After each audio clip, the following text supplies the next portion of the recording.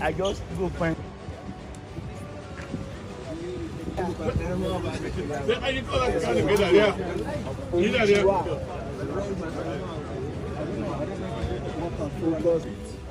guy, he will be able to make more sense about the everybody's looking for something to change.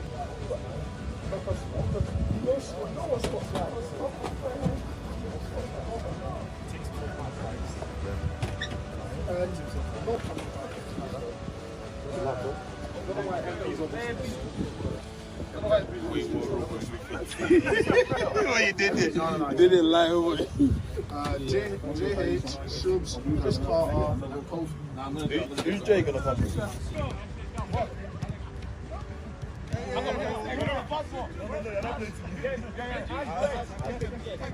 No, Nigeria they give it, not change now. Hey, spread out, spread out.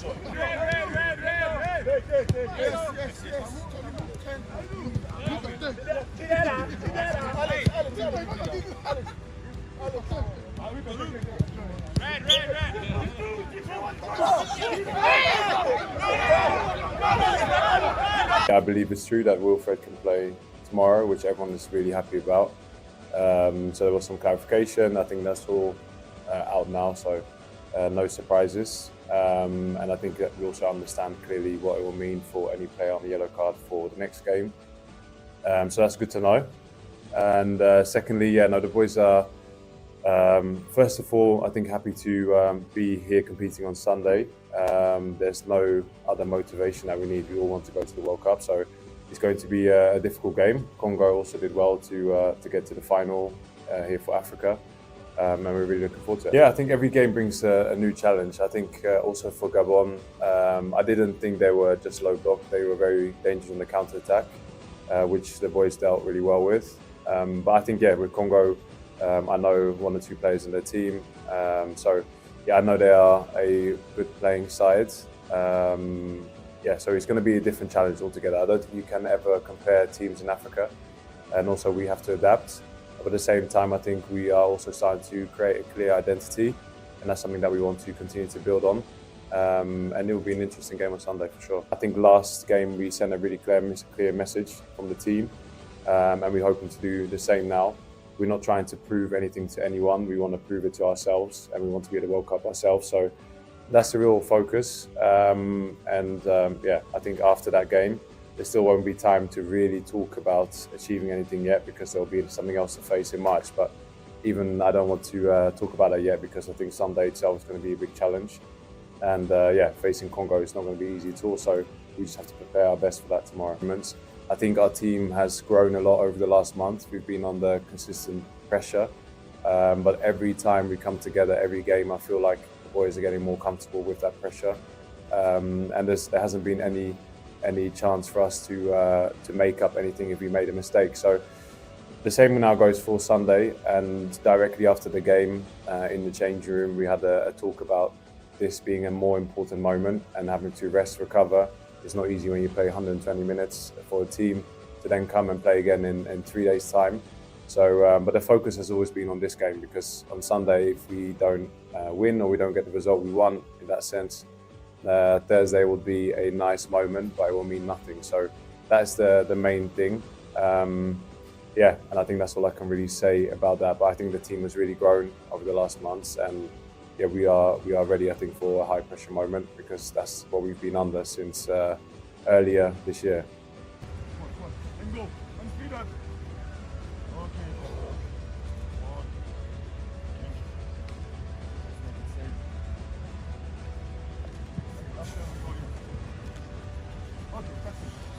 Okay. Between the orange code. Perfect.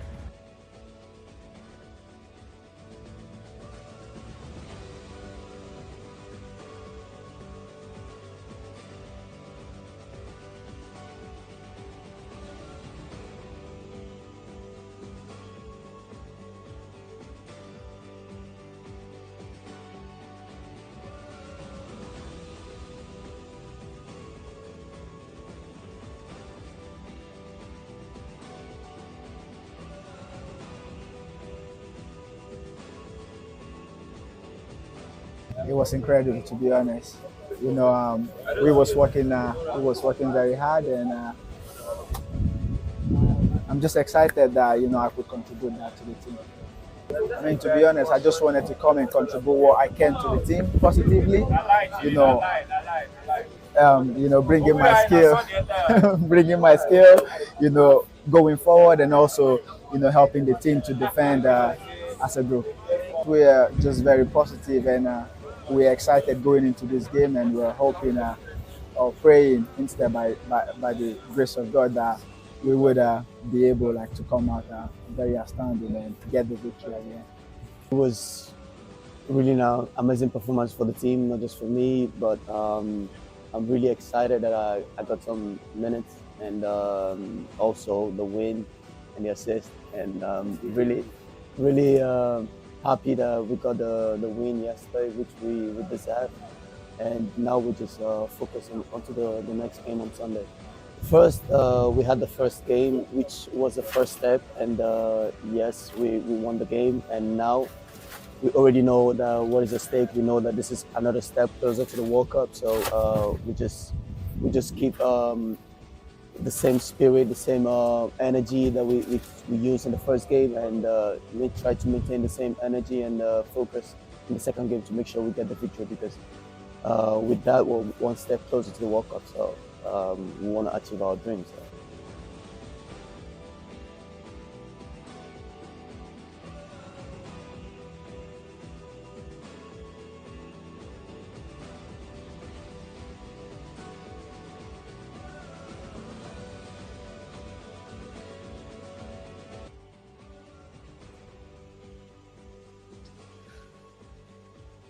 Yeah, that's it. Sporty greetings and welcome, welcome, welcome. I see my people.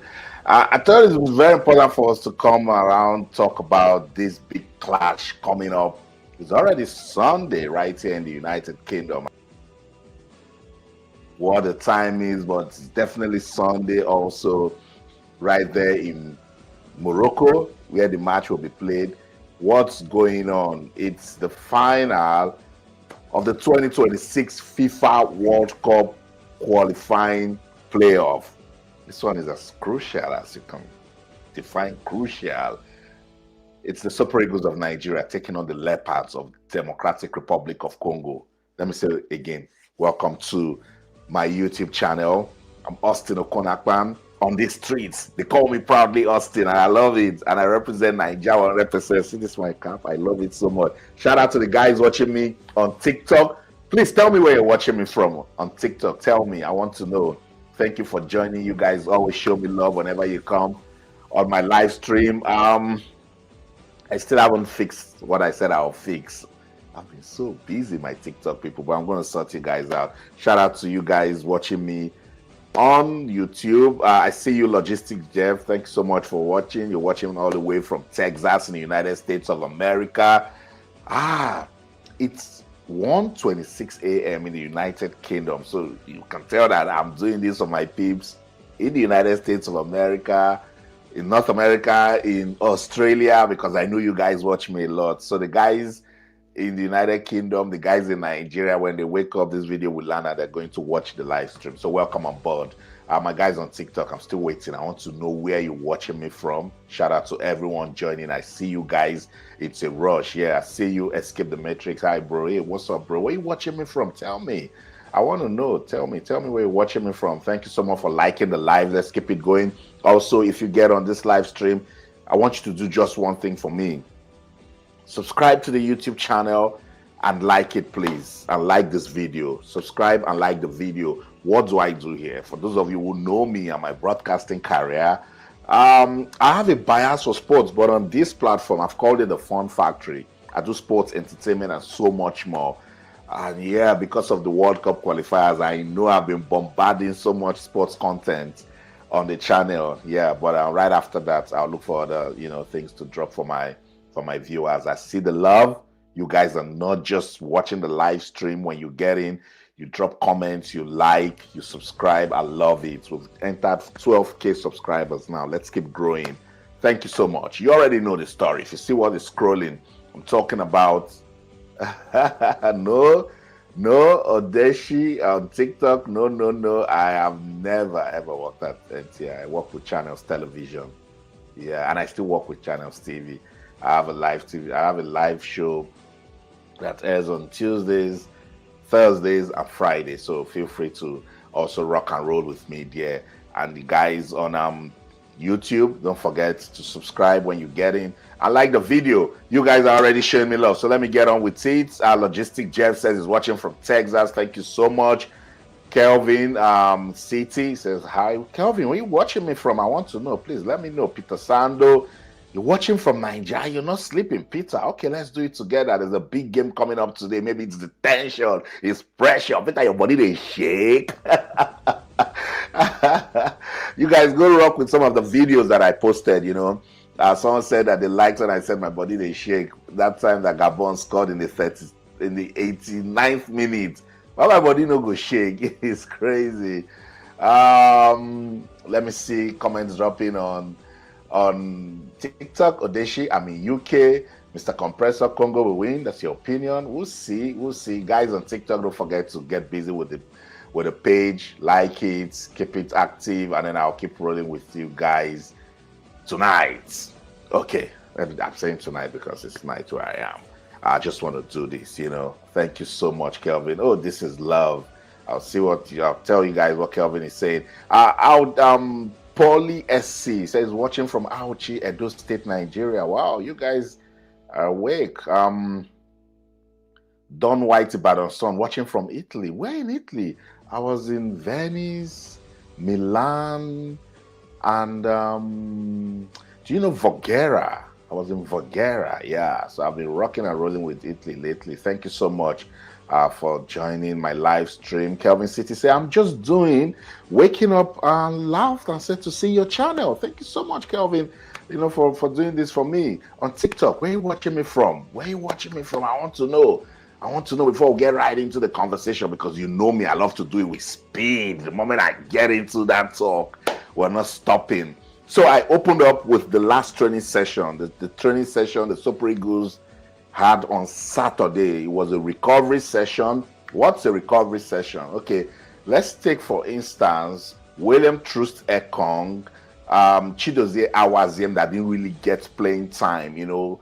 They will get into a recovery session to really understand, you know, their body condition and all of that. For the guys who played most of the games, they have their own recovery sessions differently and all of that. Yeah, so that's it. The biggest news that came out of Saturday, first, let me let you know, that's what's up.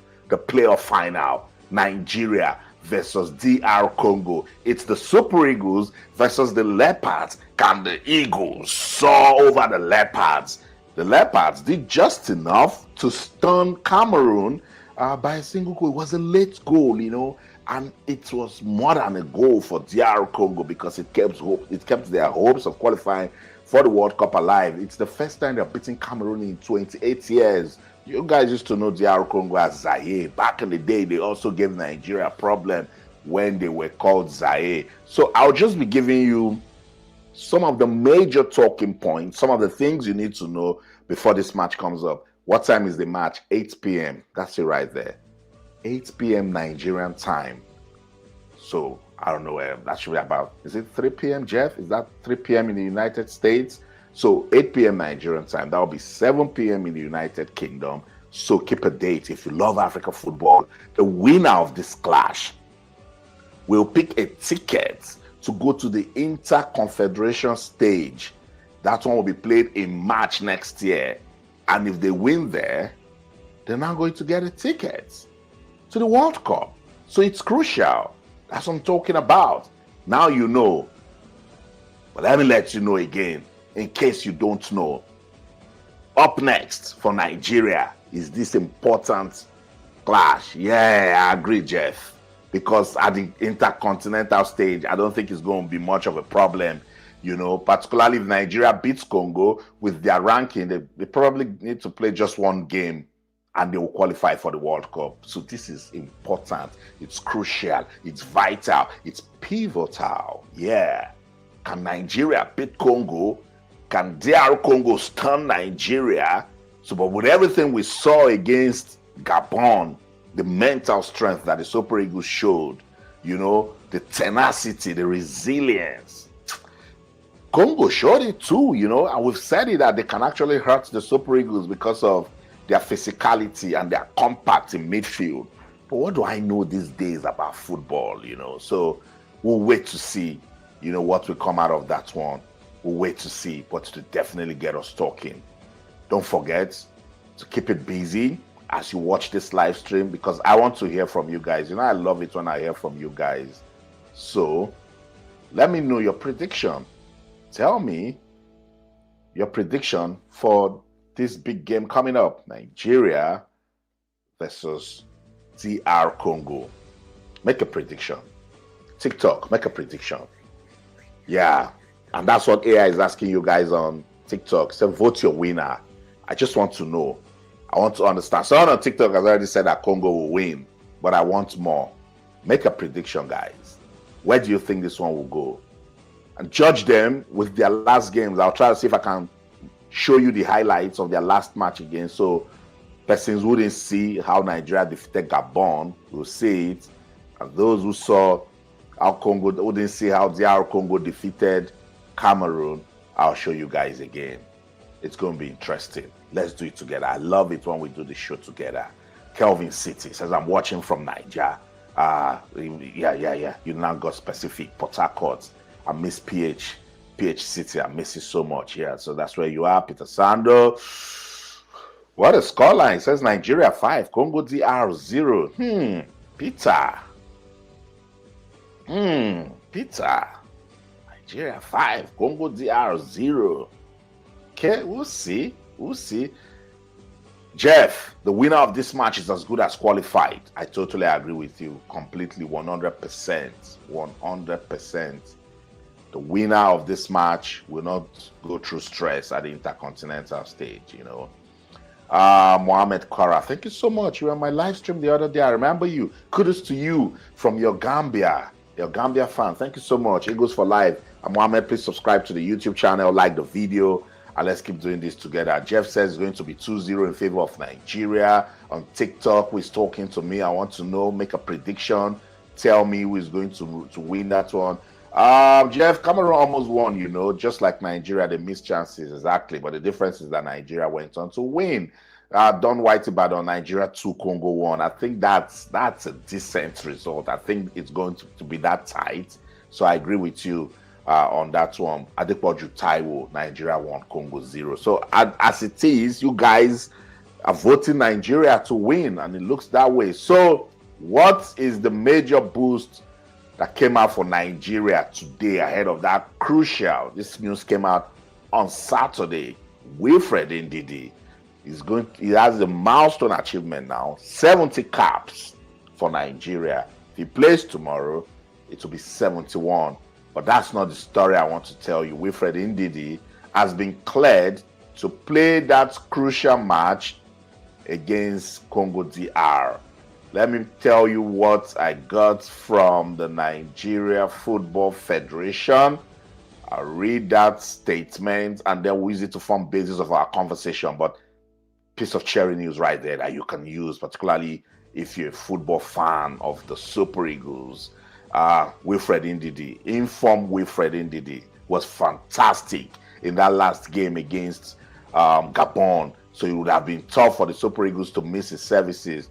But the Confederation of African Football said, no, it's okay. We're not going to roll over whatever cards you got from the other round. So that's pretty good for Nigeria. And they will definitely make good use of Wilfred Ndidi if he's fit enough to play that match. Yeah, but I didn't get any report from CAM that any report of injury. So definitely it'll be good to see Wilfred Ndidi in that one. So let me put it into perspective. Wilfred Ndidi has been cleared to play that match. This is not the one I wanted to, but I'll let you just feed your eyes on that press statement that I got from the Nigeria Football Federation. But this is the one I want to talk about. Nigeria definitely received a major boost ahead of Sunday's World Cup qualifying playoff final against DR Congo, as midfielder Wilfred Ndidi has been cleared to play despite earlier fears of suspension. Remember, some fans were telling me last night on the show, I was like, no, I don't think so. I'm waiting because I am very big on verification. I don't just jump on everything that I see online. I want to get proper, sources that will confirm it before I come tell you guys. So yeah, that was what happened, that I didn't talk about it because I wanted to be sure. The Besiktas star was initially thought to be ruled out of the decisive match after receiving what was believed to be his second yellow card of the qualifying campaign during Thursday's 4-1 win over Gabon in the semi-final. His first caution came in 2024 against Benin, a match that the Super Eagles won 3-0. Was it against Benin? 3-0? No, won against Benin 4-0. Yeah, not 3-0. I will tell you what the rule says, but I just want to bring Wilfred Ndidi back into the conversation. So I'm just going to take this one off. I'll come back to that just to let you, hear what the captain said about the match, William Troost Ekong, and then we will get into more highlights from their training session. I'll let you see the guys and the final training session on Saturday before this big clash against the Leopards of DR Congo. So don't forget to keep that prediction, going. Keep it coming. I will read it. Yeah, I agree. I'm seeing good comments. I'll come to it. So keep it coming. Yeah, this is what I wanted to bring up because I was waiting for that official statement from either the Super Eagles or the Nigeria Football Federation. So they confirmed it, that the Confederation of African Football has confirmed that Wilfred Ndidi is eligible to feature for the Super Eagles in Sunday's playoff clash against DR Congo. Cautions accumulated during the World Cup qualifiers do not carry over to the playoffs. I'm seeing comments on okay, shout out to the East London Bengali community. Shout out to you guys. So if you come into the live, please don't forget to stay busy with it. I appreciate you guys. So that's the piece of news that I wanted you guys to see. It was the latest update that came out of the camp of the Super Eagles. So what happened? Why did CAF turn it around under previously understood rules? 2 yellow cards accumulated during the qualification. The qualification process would trigger a suspension for subsequent games. Head coach Eric Schell has resigned himself to losing Wilfred Ndidi admits. So I was like, oh, okay, we've got Ralph Onyedika, we've got Frank Onyeka, we've got other midfielders, right, in the team. However, the Nigeria Football Federation gave us this piece of news on Saturday that Ndidi remains eligible to play. CAF has clarified that yellow cards received during the standard qualifying rounds do not carry over into the playoff stage. So that's good one for Nigeria. Good one. I like it. Should do something to the team ahead of that crucial one against DR Congo. Yeah. So I wanted to go back to that press statement from the Nigeria Football Federation. Let's get into it quickly. It says Nigeria's captain William Troost Ekong has admitted that the Leopards of Democratic Republic of Congo will be a mountain to climb in Sunday's final of the FIFA World Cup Africa Playoff Tournament. But he also assured that the Super Eagles have the ammunition. They will come out guns blazing against DR Congo. Wait till they happen, would them be? They have the ammunition to prevail at the complex Sportif Prince Moulay El Hassan Stadium in Rabat, Morocco. Both countries will share 5 African titles between them, clash in a high-stakes game that will produce Africa's representative at the Intercontinental Playoffs for 2 more slots at the 2026 FIFA World Cup Finals. That tournament will take place in Mexico in 4 months. That's next year March. I told you already. See why you should rock with me. I always let you know what's going on. So William Troost Ekong is saying, no disrespect for DR Congo. We know that they're a good side, but we have the ammunition to gun them down.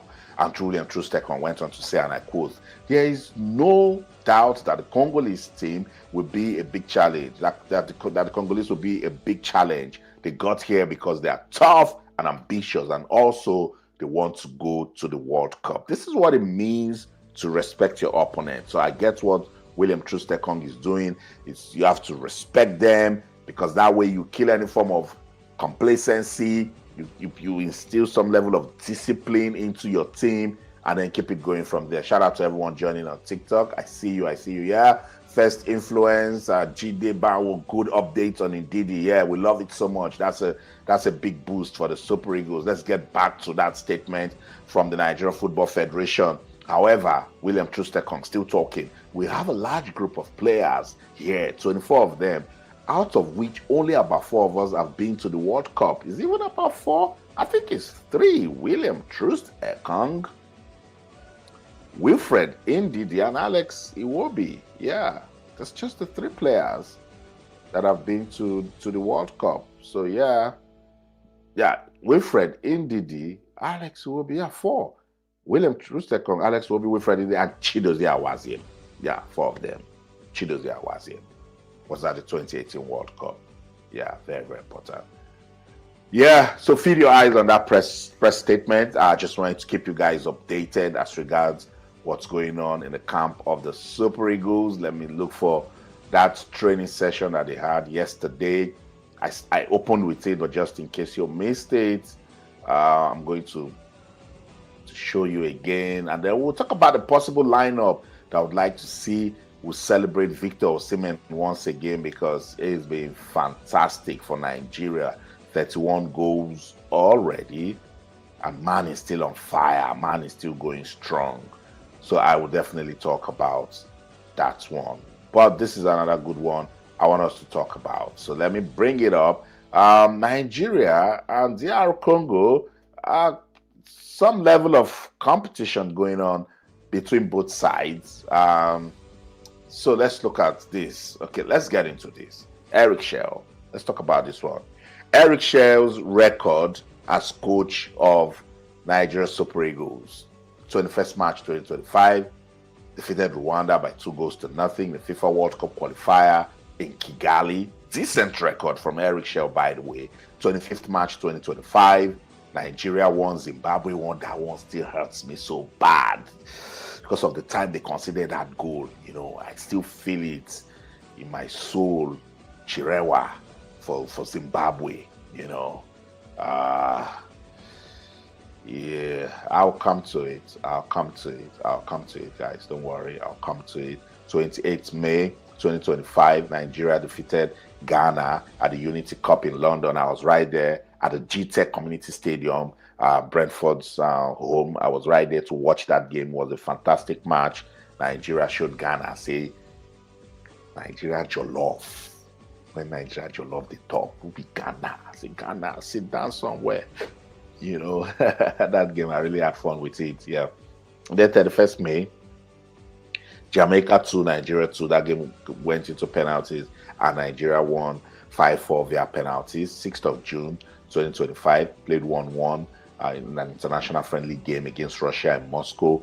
6th of September 2025, defeated Rwanda 1-0 in the FIFA World Cup qualifier in Uyo. That was the first win for Nigeria. Was it? The first win at home, yeah, during the qualifiers. That was why we struggled. That was the first time we're winning a game at home. So we did the double over Rwanda to keep our World Cup, to get our World Cup back on track. That was 26 September 2025. 9th September 2025, we went to that cattle ranch in Bloemfontein at the Free State Stadium to play 1-1 with South Africa for a FIFA World Cup qualifier. Yeah, you remember that one. You can't forget it. Yeah, it was recent. And the 10th of October 2025, Nigeria defeated Lesotho 2-1 in Polokwane, FIFA World Cup qualifier. 14th of October 2025, Nigeria defeated Benin Republic 4-0 in the FIFA World Cup qualifiers. And then 13th of November 2025, Gabon 1, Nigeria 4. So Eric Sekou competitively hasn't lost a game for Nigeria. Such a decent record. Such a decent record. Eric Sekou, take a bow. Take a bow. Take a bow. Take a bow, Eric Sekou. This is good. This is good start. He said it. Remember, guys, I have that interview on my YouTube channel. You can go watch it. You know, when Eric Shell got the job, he said he just wants to, you know, give Nigeria football an identity. He wants to bring back Nigeria's respect in international football. And I think man is trying, man is doing that, because if we were doing so well before he came, probably all he needed to do was just sustain the momentum. But so far, so good. It isn't bad. 1, 2, 3, 4, 5, 6, 7, 8, 9, 10 matches unbeaten. Guys, please like this video because of Eric Sekoshel. Like what you're seeing on your screen for Eric Sekoshel. I had this picture the other day. I'll put it up just to celebrate him. I think this is a fantastic achievement. I think he's doing something good with the Super Eagles. I saw a lot of comments on previously, made videos. You guys believe that this man is up to something really, really good for the Super Eagles, and I completely agree, because the level of stability has brought into the team. I criticized him. I won't lie, because at the time he took the job, Nigeria's football was in a very difficult place. It was in a bad place. So I was just wondering, how is this guy going to do it, And we didn't want excuses. So I was like, does it really have what it takes, But hey, let's see. It's doing so well at the moment, and I believe that he can keep it going. So talk about Eric Shell. I will still come back to show him some love, but I just wanted us to see the number of times Nigeria and DR Congo have clashed in history. 13th December 1969. How many of you were born then? If you were born in the 60s, if you were in this world in 1969, you understood football, please let me know. 1969. Yeah, Nigeria lost 5-0 in a friendly match in Kinshasa.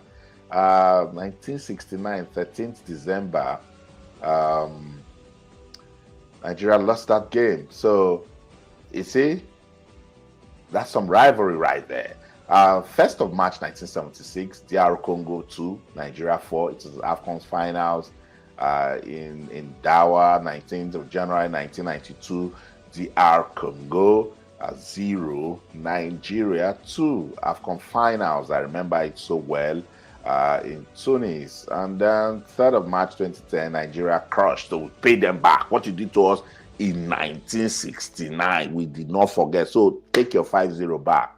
And it was also a friendly match played at the Abuja National Stadium. So Nigeria 5, DR Congo 0. 8th of October 2015, DR Congo 2, Nigeria 0. It was a friendly match or so. 27 May 2018, they played 1-1. So pretty decent. 1, 2, 3 wins for DR Congo. 1, 2, 3, 4 wins for Nigeria, and 2 draws. So 4-3-2. Not bad. So it's going to be tight. It's going to be tight. I can see that it's going to be a very difficult game. That's why everyone just jumping and saying, because it's DR Congo, Nigeria will win. And look at the stats. Yeah. The records. People will say, oh, Austin doesn't play football. But hey, it counts for something, because that's what we will look at. That's what we will talk about. So, DR Congo, pretty decent record against Nigeria. So, the Super Eagles cannot afford to be complacent.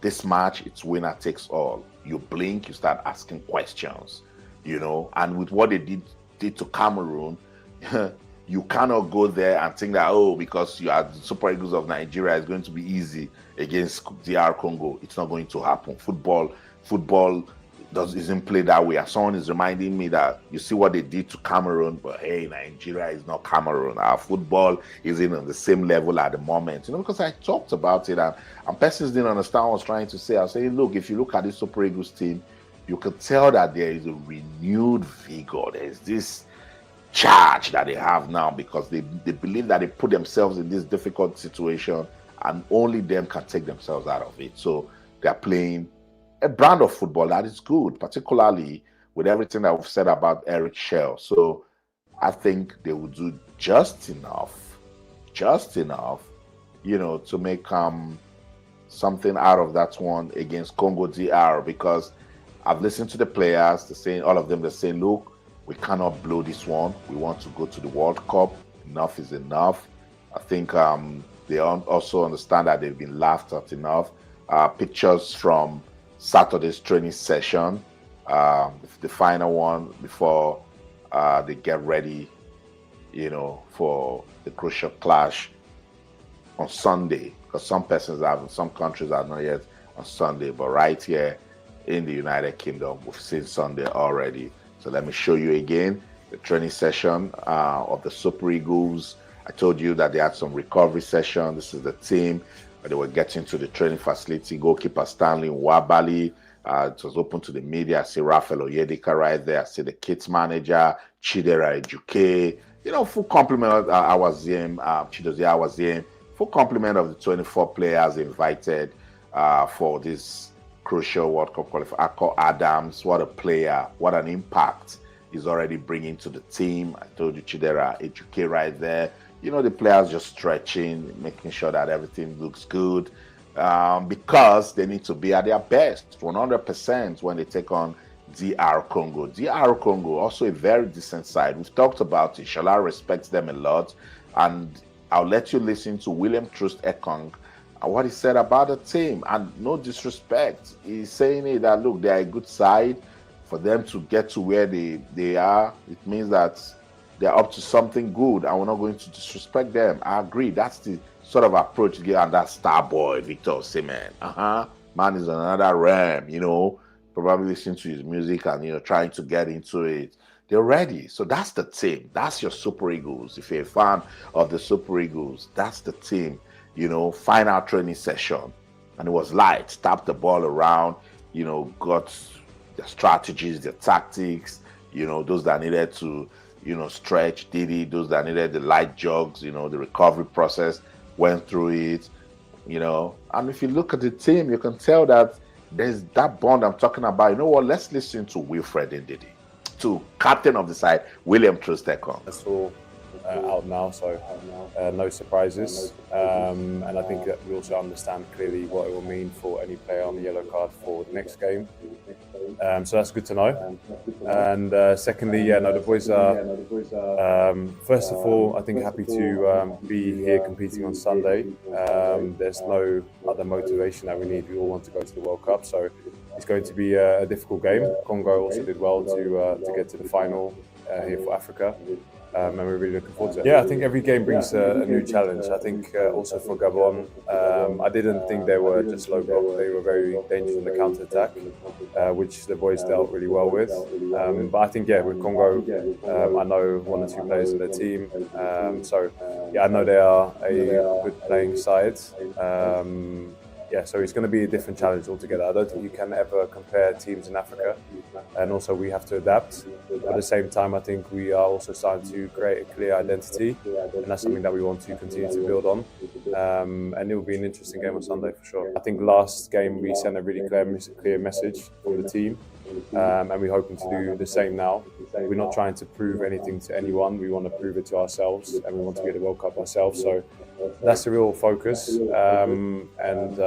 I think after that game, there still won't be time to really talk about achieving anything yet, because there'll be something else to face in March. But even I don't want to talk about that yet, because I think Sunday itself is going to be a big challenge. And facing Congo is not going to be easy at all. So we just have to prepare our best for that tomorrow. I think our team has grown a lot over the last month. We've been under consistent pressure. But every time we come together, every game, I feel like the boys are getting more comfortable with that pressure. And there hasn't been any chance for us to make up anything if we made a mistake. So the same now goes for Sunday. And directly after the game, in the change room, we had a talk about this being a more important moment and having to rest, recover. It's not easy when you play 120 minutes for a team to then come and play again in 3 days' time. So, but the focus has always been on this game, because on Sunday, if we don't win or we don't get the result we want in that sense, Thursday will be a nice moment, but it will mean nothing. So that's the main thing.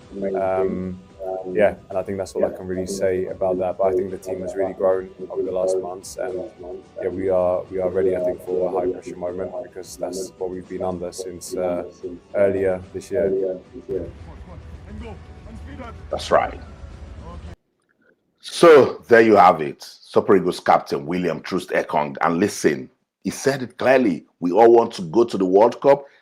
They have grown as a team. They have been through this sort of situation over and over again. This team, they've been suffering since match day 4. So I think that is something that's going to do something to their resilience. And he said it clearly. You can see last 2 matches, they were on fire. They got into beast mode, you know.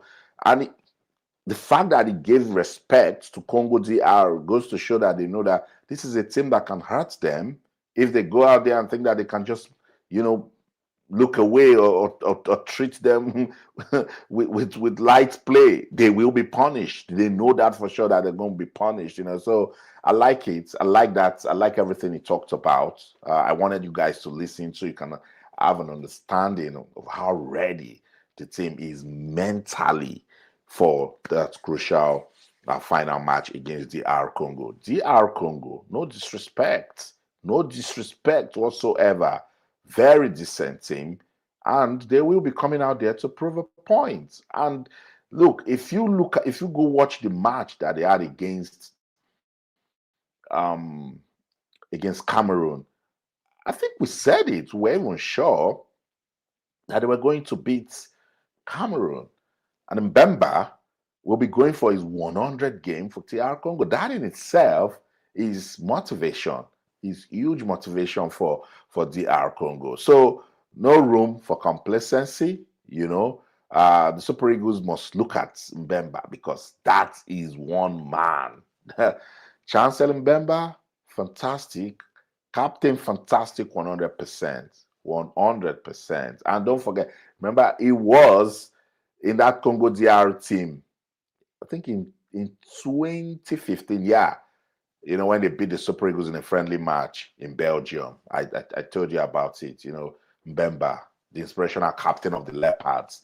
He reached a historic milestone last Thursday when he earned his 100th international cap. So if he plays tomorrow, it's 101. So that will be special for him.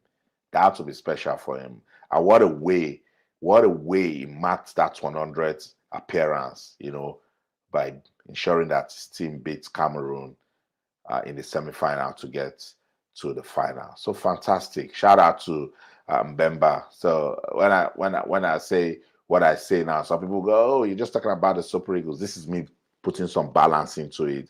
And the good thing about DR Congo, yes, they've got Mbemba, but 2 other inspirational players, but that makes them a compact team, because the core is the team. The core is the team. It's not just on their captain, and he's a defender, so he reads the game properly, you know. So shout out to Chancellor Mbemba. I just wanted to put that out so we get to understand that it's not a pushover team that Nigeria will be playing when they file out against DR Congo on Sunday. Let me see if I can bring out. I'll show you what he did in that game against Cameroon. And what a time to punish Cameroon. What a time.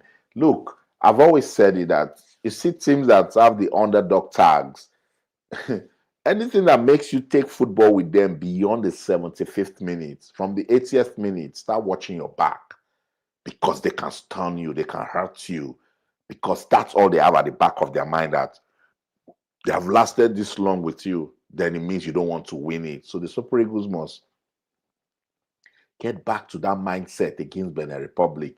Against Benin Republic, at halftime, it was 2-0.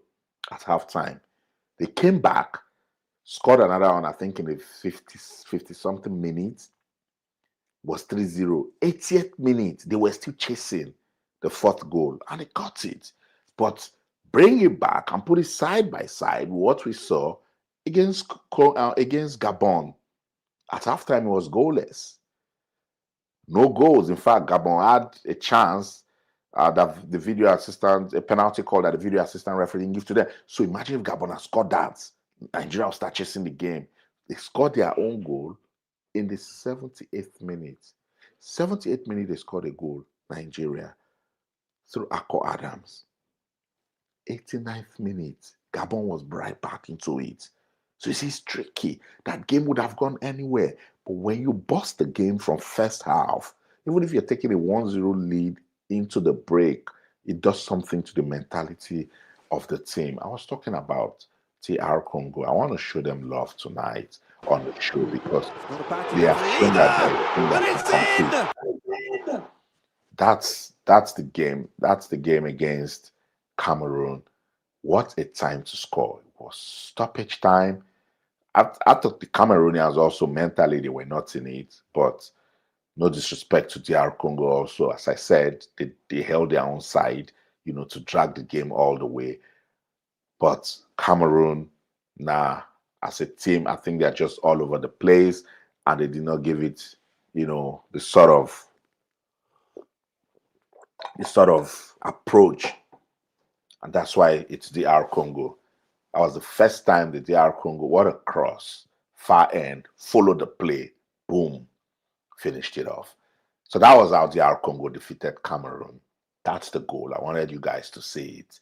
So Nigeria will know that you can't come here and play with this team. So shout out to Chancellor Mbemba. What a moment. What a moment. Let's see it again. Long cross, far end, boom. There's just something about following the play. And with set pieces, you can be punished. Go ask Arsenal. We call them set piece FC these days. But this Congolese team, why am I celebrating them? I'm celebrating their resilience also. I'm celebrating their mentality because they're not thinking like a small team. Yes, give them the underdog tag, but when they meet the so-called big teams, they are motivated, to do something different. And I think that was what they had that Cameroon didn't have.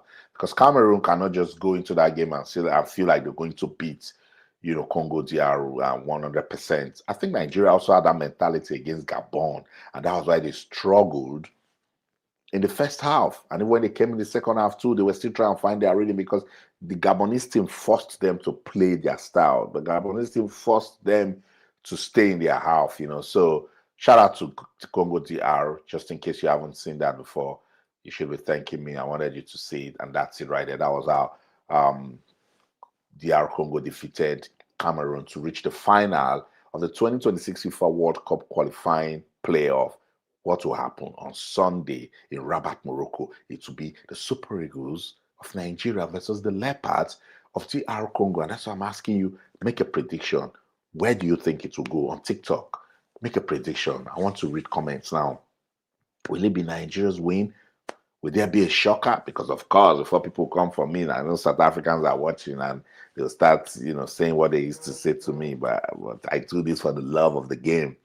If Congo beats Nigeria, that's an upset because you cannot tell me that if you want to talk about football side by side, Nigeria, Congo, no. Doesn't come close. I remember I said the same thing, and people came for me against Gabon. I said, no disrespect. Gabon had a good run. They were unfortunate to have Egypt in their group, lost the automatic ticket to Egypt. They were really decent. But side by side, Nigeria, Gabon, football.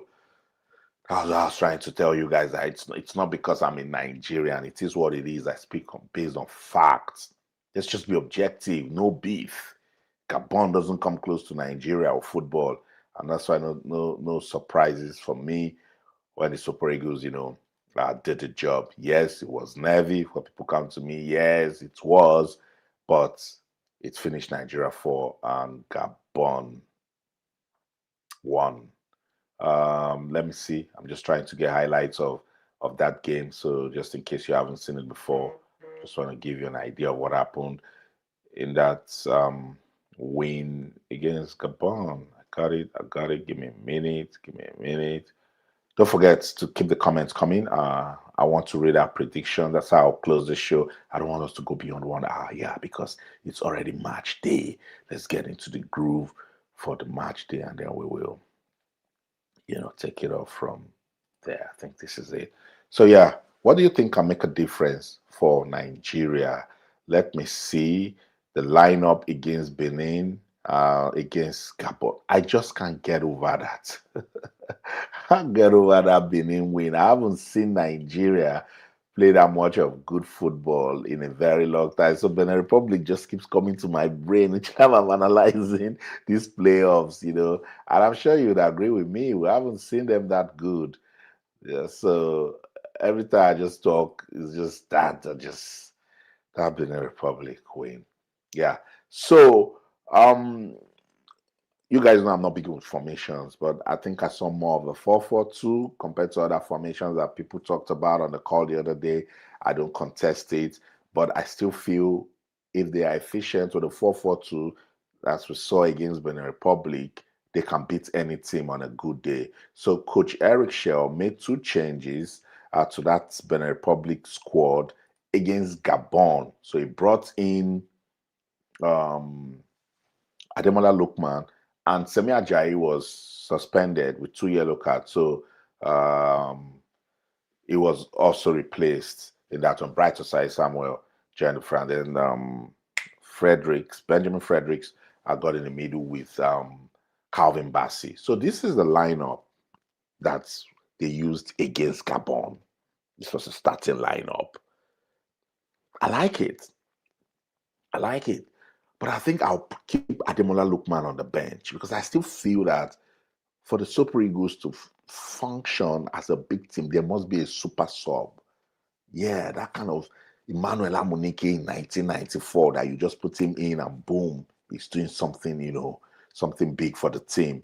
So do you think Coach Eric Shell should go with this same starting lineup or drops Ademola Lookman and start Moses Simon? Do you think that's what should happen? Because that was what happened. Moses Simon started the match against Benin Republic, and he had a good relationship. There was good positional play between him and Samuel Chukwueze. We didn't see that between Samuel Chukwueze and Ademola Lookman against Gabon. Now Semi Ajayi is back. Should he stay on the bench or he comes back? And then we take Benjamin Fredericks to Bright Osai Samuel's position. Guys, let's talk about that one also because it's match day already, Sunday. That one should definitely really get us talking. But I just want to get into extra time of that game against Gabon. That was when they caught fire. Can you believe it? Right after Victor Osimhen missed that chance, the Super Eagles got into beast mode. When have you watched Nigeria get into that sort of late charge? That was what happened against Zimbabwe, and before we knew what was happening, we're losing the match. That was the sweet pass Wilfred Ndidi gave to Victor Osimhen, and he missed. Look at Frank Onyeka. Frank Onyeka was like, yay! Osimhen didn't score, And I remember, I think I have that interview. I'll play it for you guys. He was saying that he told his teammates sorry. Now, right after that miss, regulation time over, and it was time to get into extra time. Look at how the team came together, with unity of purpose. They worked together, and then they started pressing at extra time.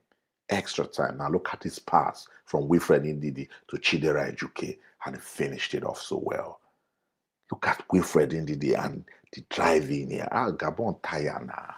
Gabon tired. Like, this guy is not a tired. Lovely pass. One-time finish. Nigeria 2, Gabon 1. And we thought it was going to be done then because they can just lock shop and just, finish it out. And look at how the counter-attack was so swift. There was even Victor Osimhen on the left. So he had an option to go to the left or go to the right, but he chose to go to the right. Now look at this long play and this run from Benjamin Fredericks, and what a pass to Victor Osimhen. And the man said, I'm sorry. I'm so sorry for that miss. I'm so sorry. So take this goal. And he gave us that beautiful goal to make it 3-1. If they have this sort of mentality, it will be very, very difficult for the Super Eagles to lose a match, because it means that until the final whistle, they can score any team. So even if they're losing 2-1 in the 80th minute, you can say they win. I like this mentality. I like it so much. So that's why I've just been watching. For me, the game against Gabon started in extra time. As I say, I'm not talking much about what happened in first half or the second half, because he wanted to test them, particularly with everything that the team had been through last week Tuesday, boycotting training, all of the distractions, the NFF drama, Iwobi, and showing the back view of his hotel, and people saying they were in a mess. All those things affect players mentally. Now look at how difficult this game went for them. And then Victor Osimhen missed that chance, but they came together. So it's not over. There's still a lot of football to play in extra time. And then they started the high press right into the extra time. Started the high press, and in no time, boom, they were scoring. I like it. I like it. I like what I see of this team. I really pray that they can keep it going, because if they keep it going at the AFCON, they will beat teams. Nigeria will beat teams. Shout out to everyone joining me on TikTok. I see you guys. Unfortunately, I have a different device on TikTok, and if you want to be part of the show and see the video highlights, and then probably join me to talk about the Nigeria DR Congo match, feel free to join me on YouTube. Proudly Austin. I'm Proudly Austin on YouTube, or just search my full names, Austin OKON-AKPAN, on YouTube, and I can bring you up to talk about the game. Yeah, I want to do it with you guys. That's why I do this show. I do it for you guys. So yeah, extra time. It was a different beast entirely that got into the Super Eagles. I can't stop talking about Benjamin Fredericks. My entire show yesterday, I used it to just say, well done to Benjamin Fredericks. And charged the Nigeria Football Federation that this same Benjamin Fredericks, it's a product of league football in Nigeria. So it means if we get our acts right, there are more Benjamin Fredericks back home that we can discover. Because the Nigeria Football Federation, they don't just want to work.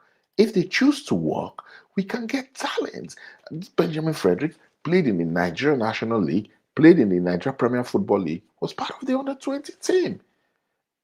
If not because Ahmed Musa left camp during the Unity Cup, we wouldn't even know this guy.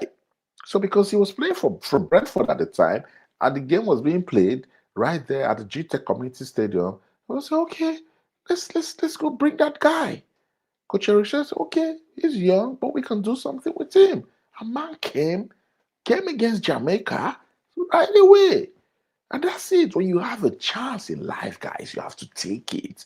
So he took that opportunity, and today the world, everyone is talking about Benjamin Fredericks. I'm sure Brentford are going to call him back very soon, and he'll be part of the first team, because he has shown that he has the quality to play in Brentford's first team. I mean, if Calvin Bassey is playing in Fulham's first team, and what we've seen this guy do, then definitely he can also play in the first team. So welcome wherever you are in the world watching me or hearing my voice.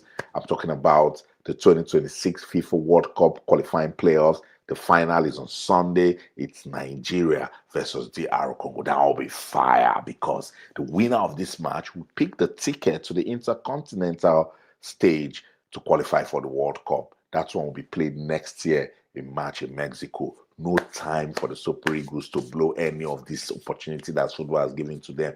They were down and out. As at match day 7, I said it was done. I said, no, this team, they are not serious. They don't want to go to the World Cup. They are not serious. So I wrote them off. And then they started gradually. And now we're here. Just imagine if they didn't play that draw against South Africa. Probably South Africa won't even qualify for the World Cup after being docked 3 points. But that was vital lessons learned for the team. And I see that they are using it. So the piece of cherry news that came up for the team, Wilfred Ndidi picked a yellow card against Gabon, and he had already picked the first one against Benin Republic. So we thought he was going to lose. We thought he was not going to be eligible to play the match on Sunday. But the Confederation of African Football, through FIFA, said no, that the cards that you accumulate from the main playoffs is not carried over from the main qualifiers, is not carried over to the playoffs. So the Super Eagles still have Wilfred Ndidi for that crucial clash against DR Congo. And man has been on fire. Wilfred Ndidi has been enjoying fine form. Guys, follow the Turkish league. So you can see what Nigerian players are doing there. You would be amazed. Since Victor Osimhen went to Turkey, man has been playing fantastic football. So shout out to Victor, to Wilfred Ndidi. I like him a lot. Also a product of football in Nigeria. I don't think he played for MPFA, but he was right there at Nats FC. I've been covering the guy since he was about 13 years old. So he went to the under 17, went to the under 20, and now he has played 70 times for his country, Nigeria. 70 times. So he plays tomorrow, he plays today, Sunday. It's going to be 71. So I'm super proud of him. So I showed you the two goals from the extra time. I'm looking for that Victor Osimhen's fourth goal. That was also a beautiful goal. Just so you know, I'm just letting you see how Nigeria defeated Gabon. That game ended 4-1. I've shown you how DR Congo defeated Cameroon. That game ended 1-0. Just so you understand how the teams, got to the final that will be played on Sunday in Rabat, Morocco. And it will be fire. It will be fire. To be fire. So yeah, let me see. I'm trying to get our video up. Victor Osimhen's fourth goal. So as I said, Victor Osimhen was like, no, he didn't like what happened when he missed that chance. And so man said sorry to his teammates and said, don't worry, I'll make it up to you. He told them, I will make it up to you. I will score goals. Give me a minute. So TikTok guys, our page is inactive. They're saying we need to get it busy. So please, if you get onto the page, let's get the page busy. Let's get it active. Let's put up the likes. TikTok guys, oh, my TikTok people, I'm so sorry I've not been able to link this system of so we get to do everything from one place. But I'll sort it out. Let's finish with this playoff. I'll sort it out.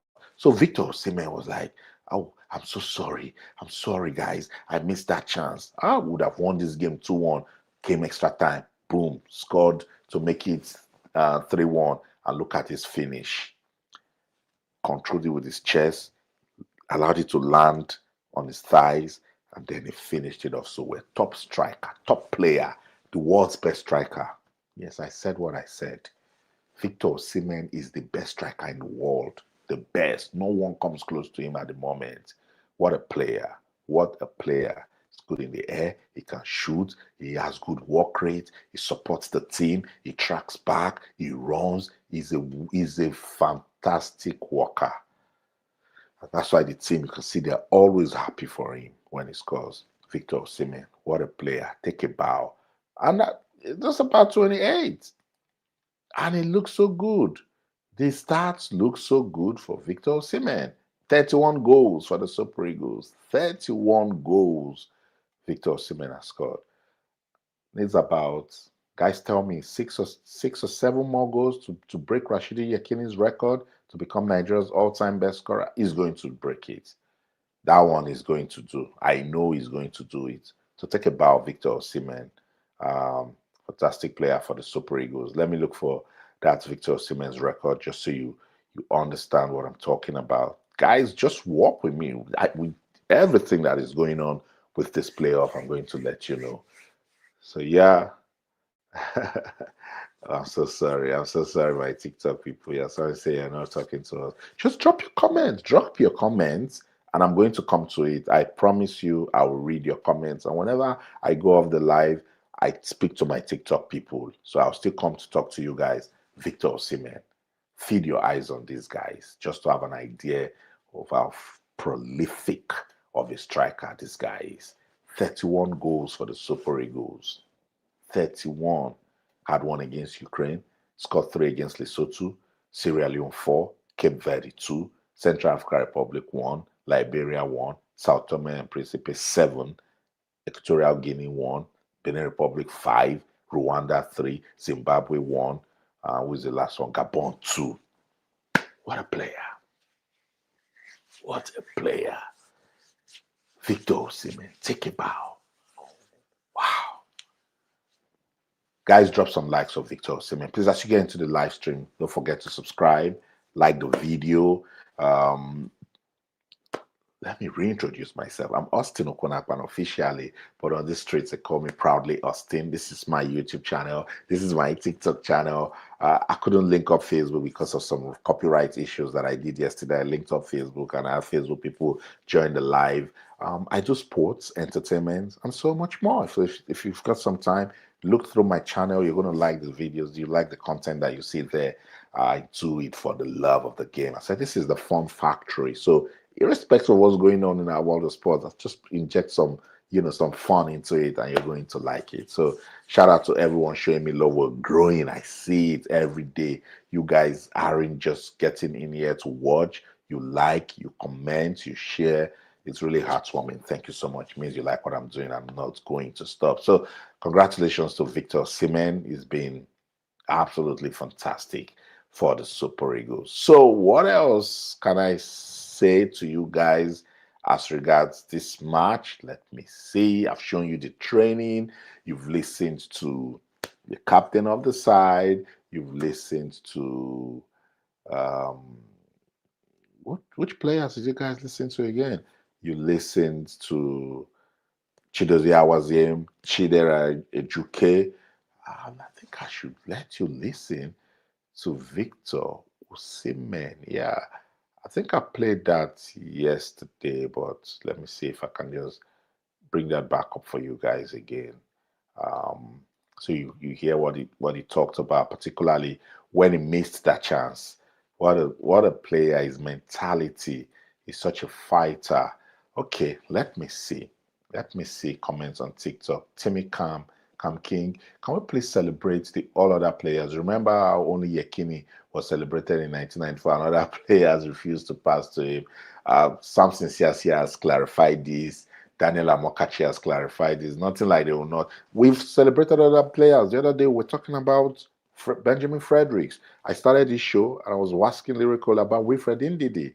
That is a fantastic player. He's in form. We're happy that he's not suspended for the game against DR Congo.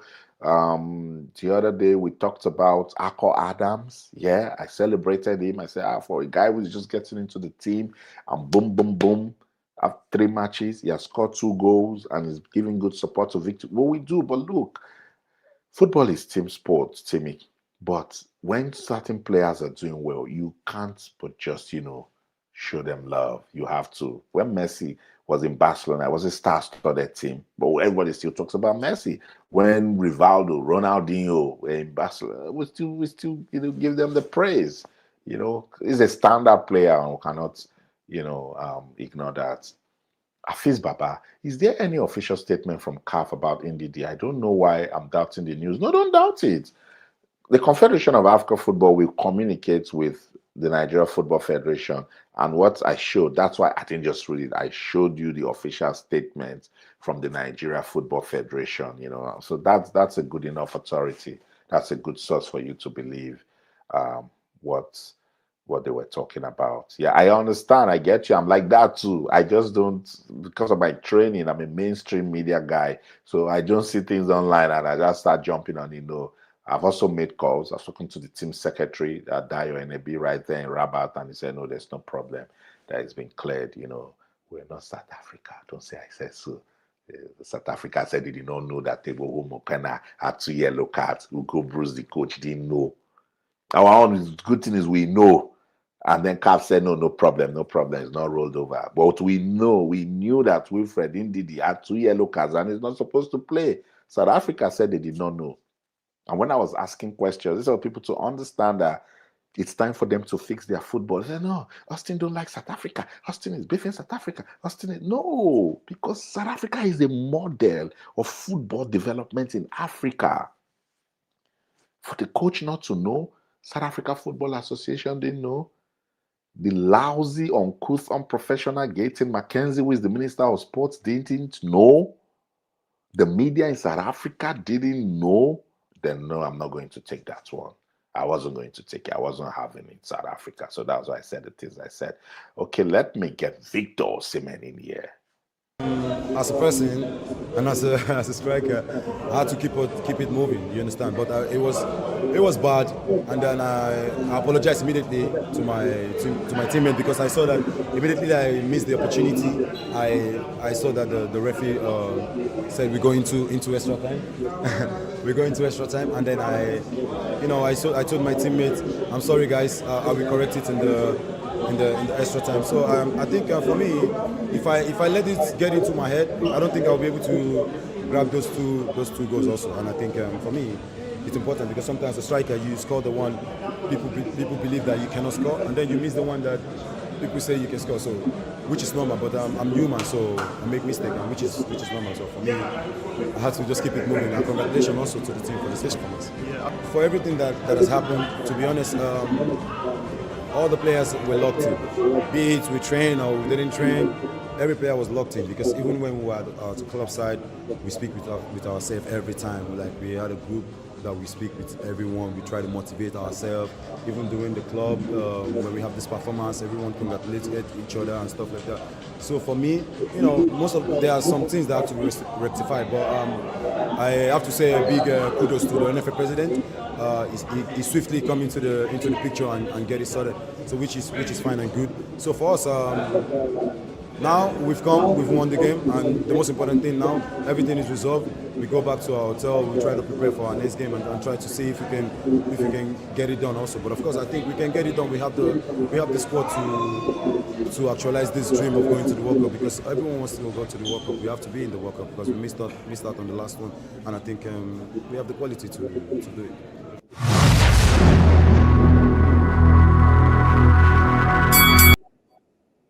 Yeah, that's it. Star boy Victor Osimhen said as a striker, he was gutted, but he told himself he needs to keep moving. Guys, I told you, remember the other day, I said, when you come on my live stream, when you feed on my content, it's not about Nigeria 2, South Africa 1, or Arsenal 4, Brighton 2. Pick the life lessons, pick the values and keep it. See, that was a core message of resilience, that when you fall, get back up. You can't stay down. The man said he had to keep it moving. Told his teammates, I'm sorry, I'll correct it in extra time. Speak those words into existence. I don't care what you're going through, guys. See what I'm saying? So much going on in our world of sports. You have to let me go local, ginger yourself, be your own motivation. The greatest discovery of life is self. Victor Osimhen knew himself. Say, I missed that chance. I owe them 2 more goals. And if there was more time, man was going to get on a hat trick. But he believed in himself. Self-determination, self-belief. Don't wait for people to motivate you. Don't wait for people to push you. Push yourself.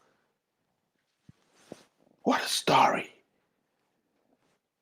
So he told his teammates. They say, and as a striker, you score the goals people don't expect you to score, and sometimes miss the ones that they expect you to score. He said, I'm human. Yes, you see, we've been praising him, but he knows that he's human. And he can make mistakes. And he made a mistake, but he corrected it. That's what's important.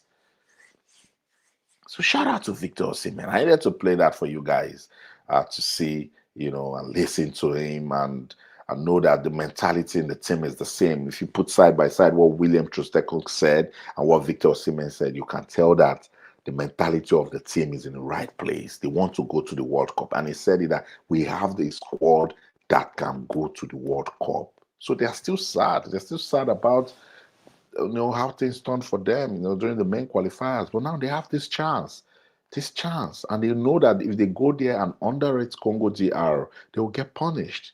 That's why they are pumped up. That's why they are charging themselves. They're always saying it, that this opportunity against DR Congo, nothing should stop us. Let's just go there and get the job done. And that's why I believe it will go well for them, because the mentality is right. Congo DR also, we'll be looking forward for a win. So it simply means that we're going to have a beautiful game of football, and that's really good to advertise African football, because our football is definitely growing. We'll get you ready for the AFCON in December, and that one will also get us talking, because the AFCON will come with fire. Teams are getting ready already.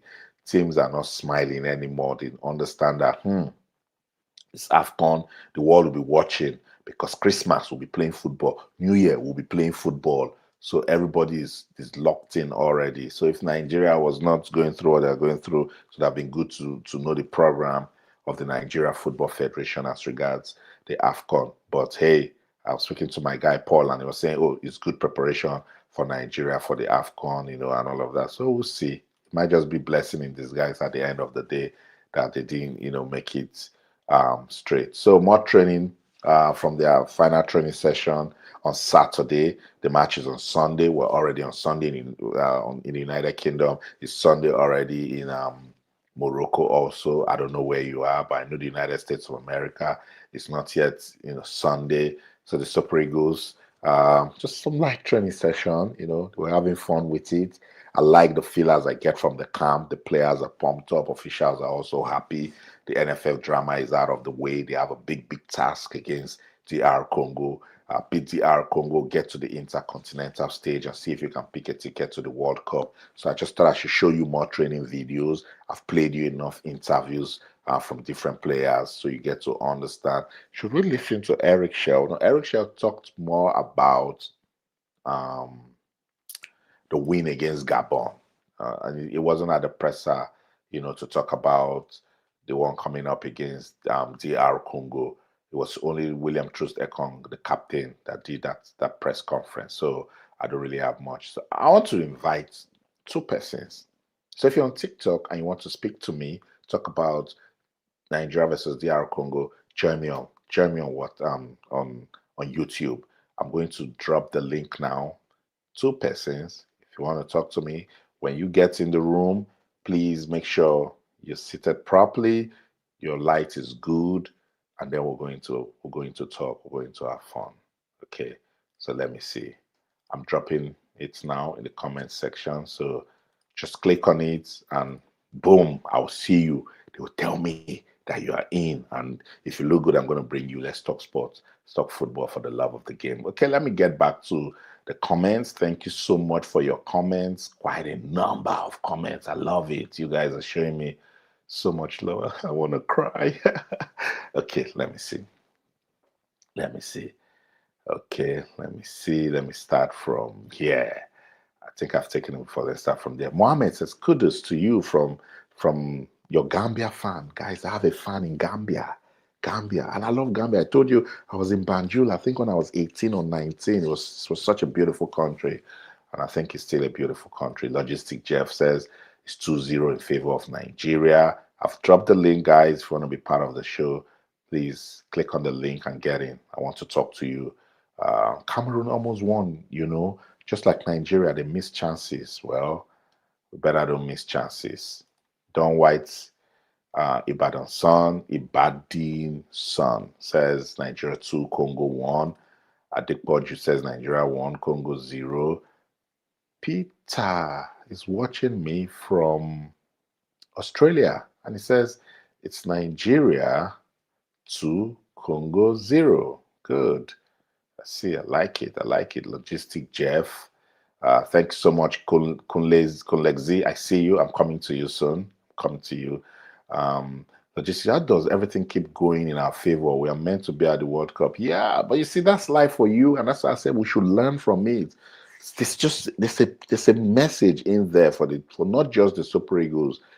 As Nigerians, fans of the Super Eagles, the NFF, the National Sports Commission, everybody, there's a message in there that how come things are going well now? What is the lesson that the universe, that God, if you believe in God, if you believe in the divinity, what is the message? Something is going on that we need to, understand. I think what Taiwo indeed is informed presently. I agree. I said it. Kelvin City, I hope FIFA will not use Ndidi against us after him being cleared by CAF in case FIFA comes in. That is why we will say to FIFA, CEO is CAF, because don't forget, it's a FIFA tournament, but CAF is the custodian of football in Africa, so it was CAF that wrote to the NFF. Julius Abiodun Moses Says, with Indy declared to play, everything is working in our favor. Yeah, I agree. We said it also. Tijani Salami, can we assume CAF Nigeria to be at the World Cup? Just joking. Yeah, that was a good laugh. Yeah, I get you. Not that CAF wants Nigeria to be at the World Cup. Nigeria deserves to be at the World Cup. Did you have it on the right authority that cars would not be carried over because Super Eagles don't want to suffer the same fate as Bafana of South Africa? Absolutely. And I talked about it also. I cleared that. Peter Sando, nevertheless, should start Onyeka, Iwobi, and Ndidi in the midfield. Okay. Sevin Murphy came up with this comment. That was what I saw, and I was laughing when I was doing the analysis. He said DR Congo 3, Nigeria 1. Okay, we'll see. Sevin Murphy, where are you from? And where are you? Where are you watching from? I'd like to know you, just in case you're South African. I want to put perspective to your messages.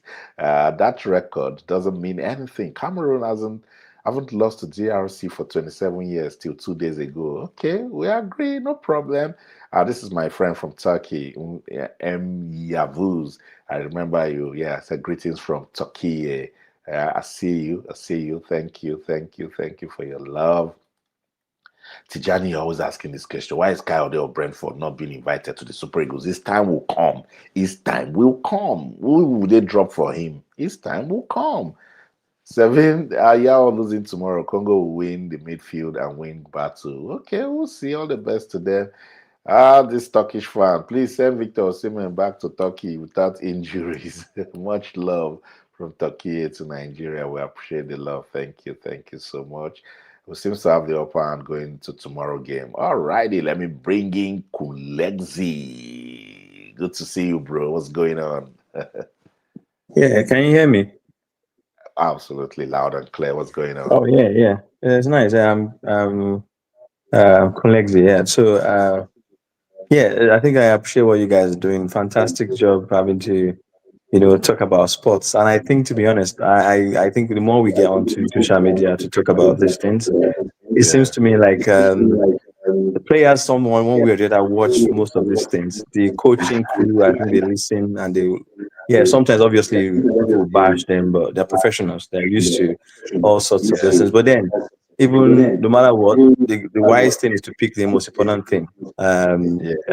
I think the Super Eagles, yes, we've come a long way. It almost looks like everything is working for us in the favor, and that looks like, because I think we've come too far, and that's what the players and even the coaching staff and everyone need to realize that we've come too far to lose it now. That's step 1 out of step 3. In fact, so the next one is step 2, and then we get to the last final steps. I would say that while the odds or the whole situation around is looking like it's in our favor, I think it's going to be the toughest game we are going to have.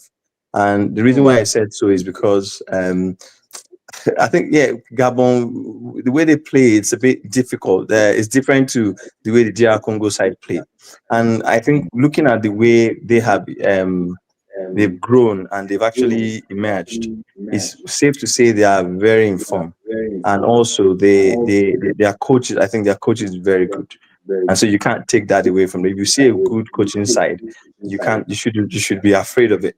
And looking at the team in AFCON and how they've been able to utilize European and players all over the world I think so far so good. From what I can see, having researched their system and their way they are developing their football, I think this year alone, I think they probably have the best recruitment when it comes to outside of players who ply their trade outside of Africa, or who were born outside or who have been away, and then trying to bring them and integrate them to represent the national team. That's for DR Congo. And I think that probably is one of the things that have made them work. Because some of the guys we're even talking about were not even in AFCON. And they lost to the AFCON in the semi-final by a narrow margin, which is something that we need to realize, obviously, because South African goalkeeper is quite good in penalty kicks as well. And they had a very poor run. But I think this game is going to be tactically won. And I think it's a battle between Osimhen and the defense, because I think DR Congo's strongest point, I've watched some of their highlights. I had to do that yesterday. See, their strongest point is their defense. They are a low-scoring side, but at the same time, they don't give out a lot of goals. Their last 3 games have just been zeros, 1-0, 1-0. And even when they lost to Senegal, I guess they were at home, they got carried away, the fatigue, and from 2-0 up, they didn't understand and they didn't expect that comeback. But then Senegal is a very tough team and it's a very strong team as well. And I think we might actually have to do the same. I think the winning for me is if Nigeria can score first. That's right. I think that's it. If we can score first, we would likely win the game. Yeah. Because I don't think DR Congo have not shown, if you look at all their previous results, they've not shown to be a team that can come back. Yeah, can you hear me? Yeah, I'm hearing you. I can hear you. yes. So they've not shown to be a team that can come back. And if looking at it, I think Nigeria on the other hand, we have not shown to be a very good team that can also come back. Looking at all our games, because most of the games the only problem we have is we're not good at securing a 1-goal lead. DR Congo is good at securing a 1-goal lead. I think our big problem is when we concede first. We can score, but we'll never get to win it. Haven't you noticed? That's what I mean, because this is a final. This is a game where you want to win. True, it's true. This is a game you want to win. It's not a group stage. So Nigeria hasn't really won in a long time from a losing position. We could end up drawing the game and carry, but obviously there's no extra time. This is a different competition. Maybe because there's extra time, we can then rough it in. But the problem is, even look at AFCON, we've always scored first. And most of the teams, I think, because when we score first, there's a way I think it's just for us to concentrate. That first 15, 20 minutes is crucial. And I've seen the way Rochelle plays. They get it right in that first 15, 20 minutes. The first 5 minutes will be a bit shaky. Once they get into it, they lose those chances most in the first 20, 25 minutes. If we can get that chance, because I think when I looked at the Cameroon and DR Congo startup, they were a very physical team and they didn't have the gut style, but I think that's what suits them. And what we need to do is not worry about their style. I think the way we played that ball against Gabon, flowing and moving it, would defeat any physicality. And that is why European sides will always beat African sides, no matter what. Brazil defeated, they defeated, what's the name of Senegal, with all the physicality. I agree. But sometimes the African teams beat European teams too. Senegal came to England to beat England. I watched it. Yes. No, the Senegalese team is not an African. The Senegalese team don't play. They don't play too. The Senegal. If you watch their game, they lost some chances even against Brazil. They are not. And that's why even in North American teams, football has gone beyond just kicking. Just watch how the teams that are doing well. Morocco doesn't play. It's gone beyond being rough. It's gone to when you are technical. You understand? Being technical, being decisive on the ball. That's where football is getting onto. And the teams that are succeeding and doing well in Africa now are the North Africans, and that's because they play those kind of football as well. They don't come to kick. And that was the problem Cameroon had against DR Congo, because they were trying to battle it out in physicality. And there was no style. You couldn't even see in Buemo. You couldn't see that structure. And I think Nigeria need to forget about that. We'll go and kick them together. If they give us play the way we play, I think it's between Osimhen and Chancellor Mbemba. If Osimhen can get it right and not lose those chances he had like he had in Gabon, if we can score first, I am sure we'll win. And the other thing, the way Gabon plays, which is why I think Osimhen might have a bit of a challenge, is they have mastered the art of medium block. They don't, DR Congo, they don't play low block or high block. And the challenge with that is because in low block, Osimhen is good in the air. So it means that if we can get the crosses in, if those guys get it right, we can still be there, even though Chance and Mbemba is also good in the air. But I think Osimhen can defeat many people when it comes to a hair cross. But because they play low block, it means even if you do a cross, it's a bit far away from the post to actually be able to defeat the keeper. I mean, because they play medium block, also means there's less space in the back. And then they just kind of hit you on counter on the turnover. So I think we have to be careful of that kind of system, because that's how they play and they're very good at it. So that's that medium block, staying in that middle of they're not too far up and not too far back behind. So I think if we can get a good first goal, we'll win. It's a game of who scores first. If they score us first, we will struggle a bit, but that means it's going to go to extra time if we can get a second goal and probably penalty. But I believe Nigeria is going to win because there's something we say that lines are falling in pleasant places, and it just looks like things that we're not. So even the situation now is almost like everything is just working in our favor from the look of it. So yeah, I'm sure we are going to do well. I wish Nigeria good luck. Only thing I want to say again is I hope NFF is learning and they can see if you're going to pick guys that are trained, that grew up locally, that apply their trade locally, then you can afford to have poor facilities and then say they're not playing well. But you can see that when they get to a good pitch, I can't believe the Nigerian can pass those guys. But they've always been doing that. They've been playing because that's how they play in their club side. And that's why we see the best of them. You pass the ball goes to exactly where you want it to be. But when you come back home, they are playing, in our own Uyo field that is even like, you can't pass the ball. Let it just rain. It was raining and nobody could notice it. I'm sure if it was raining in Uyo like that ball will start standing and will not move as fast as you want it to move. Definitely. To change. Yeah, and these are things that they need to pay attention. Give us at least one good pristine stadium that, yes, you will not mess up and just be maintaining. That's all. And then you get the best. When we are playing at home, we will see it. Qualifiers, that's why we will struggle here and there. South Africa knew this. They didn't have to win the game. That's why they carried us to their dilapidated rugby pitch to play. They didn't have to win. They just need to make sure they don't lose. And the ball will not move. Nothing will happen. And they are not. It's that's football. It's tactics. You can't blame anybody. Yeah. Thank you so much, Tolex. You're such a great analyst. Where you based? No, I'm all over the place. I'm currently in Canada, though. Awesome. I'm hoping Nigeria gets to qualify for the World Cup. Oh no, I'm waiting, man. I'm definitely come to Canada because I don't want to go to the USA. I want to come to Canada. So let's pray that they qualify. Thank you so much. Have you subscribed to the channel? Yes, I think so. Let me check. I'll check. I think I've been following your stuff for a while now. I think. Yeah. Let me do that. Yeah, because I've been following. I've. Thank you. Yeah. You're doing a good job. Yeah, nice one. Thank you for subscribing. Like the video, engage with it, and please always come. I'll definitely bring you on because I like your analysis. And who knows, I can put you on Channels TV one of these days if you want to talk sports on live TV. That'd be nice.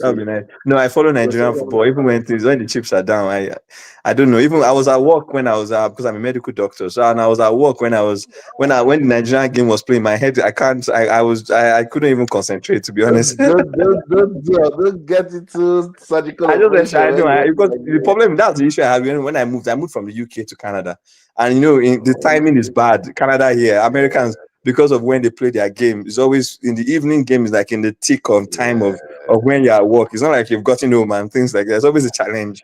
So imagine. But you're such a great football analyst. You know your football so well. Thank you. Please, whenever you're around, just private chat me and say you'd like to come on. I'll definitely bring you on. That's fine. Thank you. No worries. Thank you so much. Have a great day. So that's it, guys. You see, when I say that I've got the best subscribers, the best followers, the best fans, I know what I'm talking about.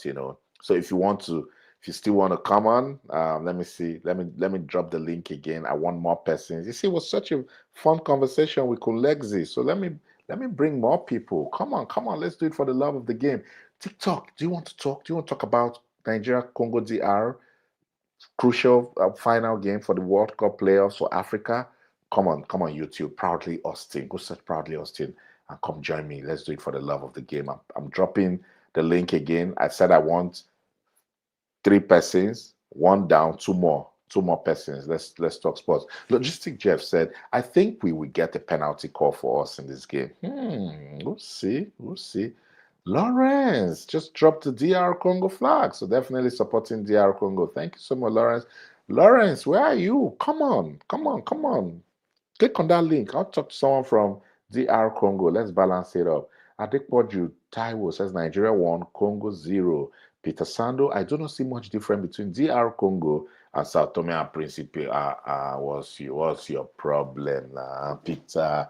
Come on. Why would you say you don't see any difference? He said, well, DR Congo is a better football playing country. And, for them to make it to the playoffs, this is what we shouldn't do. You can't underrate your opponents, particularly that they are in the same level with you now. So you cannot. So, but that's your opinion. Bishop Joseph Santos. Super Eagles will beat DR Congo 6-2. 8-goal thriller. Mogbe. For DR Congo, they are not in the class of the Super Eagles. I'm sorry. Okay. But I love goals. Hopefully we'll get to say a lot of goals. Emmanuel is just saying hi. Hello, Emmanuel. Where are you? Come on if you want to talk to me. I want to speak to more Persons tonight before I get to go. Lulu, just the man I wanted to see. Could not relax all day until I came across your informative channel. Thank you so much. I appreciate you appreciating me. Thank you. I appreciate Lawrence dropped the flag again. It's okay. Logistic Jeff talking about the lineup that I showed. He said you should go with the same lineup. I will move Benjamin to right back and Ajayi back at central back. Okay. New World says drop Lookman. Okay. Lawrence said, I hope DR Congo will beat Nigeria. I've been seeing you dropping the DR Congo flag. It's okay. It's okay. Football will give us a winner. No love lost. Logistics says Simon can't start because one Bisaka would mark him out. Lookman can be unpredictable. That's a good angle. That's a good angle. Mentality monsters. This team can win the AFCON. Well, marathon football is not the same with tournament football. Casey has just entered the studio. Thank you so much, Casey. I see you. I'll join you soon. And I like your lighting. We'll talk very soon. Let me just take more comments here. I think he should continue to start the current African best player, Lookman, on the wing, and maybe Naya joined. Thank you, guys. Thank you. I'm coming. And then I just wait. Let me talk to Casey. Casey joined first, but just stay right there. I'll bring you up. Or maybe I bring both of you. But no, let me go in. Casey, come on in, Casey. Sporty greetings. Good to see you, bro. Hi, Casey. What's going on? Suddenly, Casey, your connection. Ouch. Casey's connection. Casey, your connection isn't so good. Are you ready now? You ready now? Okay. I'll bring you back now. Let's see. Yeah, can you hear me? Fantastic. Now I can hear you. Good Can to you see hear? you, Okay, bro. you can hear me. Yeah. All right, How are you? OKON-AKPAN. How's it going? I'm doing good. I'm blessed. I'm awesome. How are you? Good to see your smiles this evening. I'm doing good. I try. Mother Okay. Teresa said, Mother Teresa said, peace starts with a smile. Yeah. So that's how I don't lose my smiles. Where you watching? Where's streaming from? I'm actually in Canada at the moment. I'm in Canada. Oh, where in Canada? Manitoba. Oh, Manitoba. I've got friends in Manitoba. Good. So looking forward to Nigeria, DR Congo. Yeah, I hope we will smile and laugh like this tomorrow by this time as well, once the match is ended. Yeah, I've been following you for a while, both on channel TV and on your channel here as well. So nice show you're putting up, and I saw your interview with Osime and the likes and stuff like that. Good. Right. Okay, so about the match tomorrow, I think I'm also towing the line of Kunes, or the guy that spoke earlier. Yeah, Legs, Yeah, I've not really been following DR Congo matches, but I was opportune to watch the last 30 minutes of their match with Cameroon. And like he pointed out, it seems they play a kind of middle block football, and also kind of physical, because they slugged it out with Cameroon. Cameroon is known to be physical when it comes to African football. And for them to be able to withstand that might of Cameroon, Lion of Cameroon, it's something that we should also be wary of.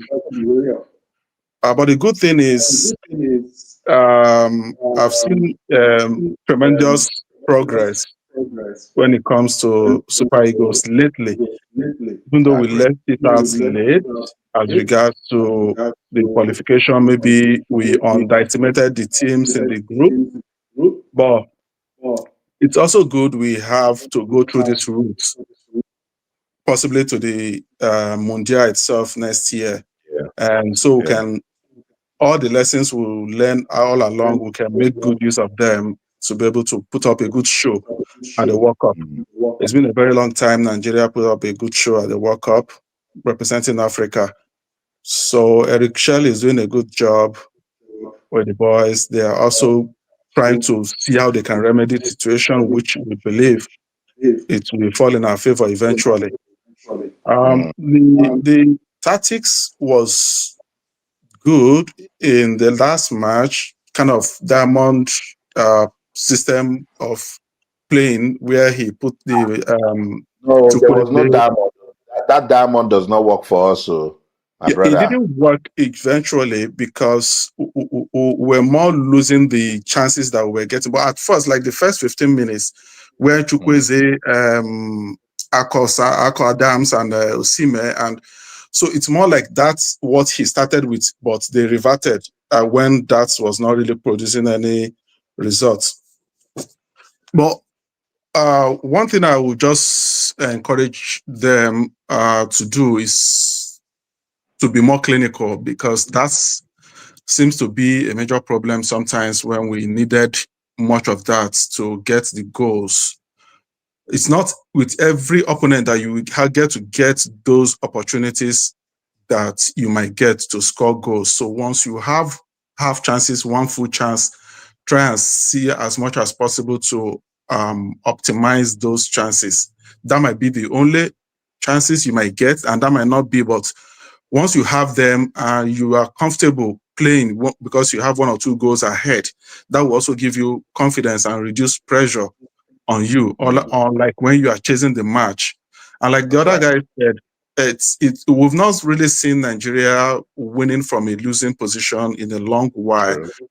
And that is also one thing we need to look out for. But gracefully, we still have extra time and penalties in case things turn out that way. But we wouldn't want it to get to that place because it could be anybody's game once you get to penalty, especially. But extra time, yes, you might still have, if you have more Arsenal at your bench substitute, you might win the match with that. But when it gets to penalty, it's anybody's game, and that is not what we want to see ourselves tomorrow going forward. So I agree. when they have those chances, yes, they should just bury the chances, convert it, 1 goal, 2 goals.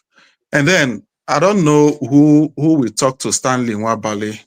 Honestly, you guys relax with Stanley Nwabali. Osimhen just reminded us he's human. He made a mistake. The man was battling a lot of things, but now was he not better in the last match, Casey? Yeah, it is. But one thing is sometimes he gets distracted. The goal that came in, he could have caught the goal, but he was distracted. He was trying to call the defenders to come back.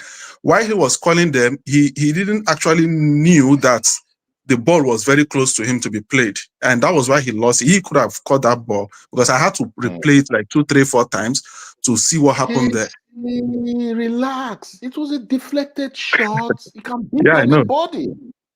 I know, but he was beside the post where the ball went in through. You guys should forgive Stanley Nwabali. You guys, Nigerians, learn how to forgive people. Now they praise this guy from AFCON. God has given us good goalkeeper, but he's human. He's going to make mistakes. I agree. And I know goals go into through goalkeepers, which is understandable. But there are some that we also believe that goalkeepers should be able to handle properly. Let me just put it that way. There are some. And like the goal that was scored against Onana, that was on Thursday. Yeah, I saw the goal and the way it came in. He made good saves during the match, but that slipped because that was what is beyond what he could do at that time. So those ones are they are forgivable. They are forgivable goals. But there are some that. What is it? Forgive Nwabali too. Yeah, bad guys. I do not have him in mind. I'm only just saying that it should be more concentrating. Yeah. You did a great job with your analysis, particularly that we need to get early goals, break them down early, and I think that can make the difference. Thank you so much. I want to bring you in. Have you subscribed to the channel? Yeah. That's why I even got that you are streaming this night. Yeah. Thank you. You know what I want to do with the live stream? I don't want to schedule it so that I can get different people. By the time you schedule your live stream, you get the same type of persons watching you all the time. So whenever my spirit says go live, I just go live. Thank you so much for your time. All right. Thanks for having us, and great job there.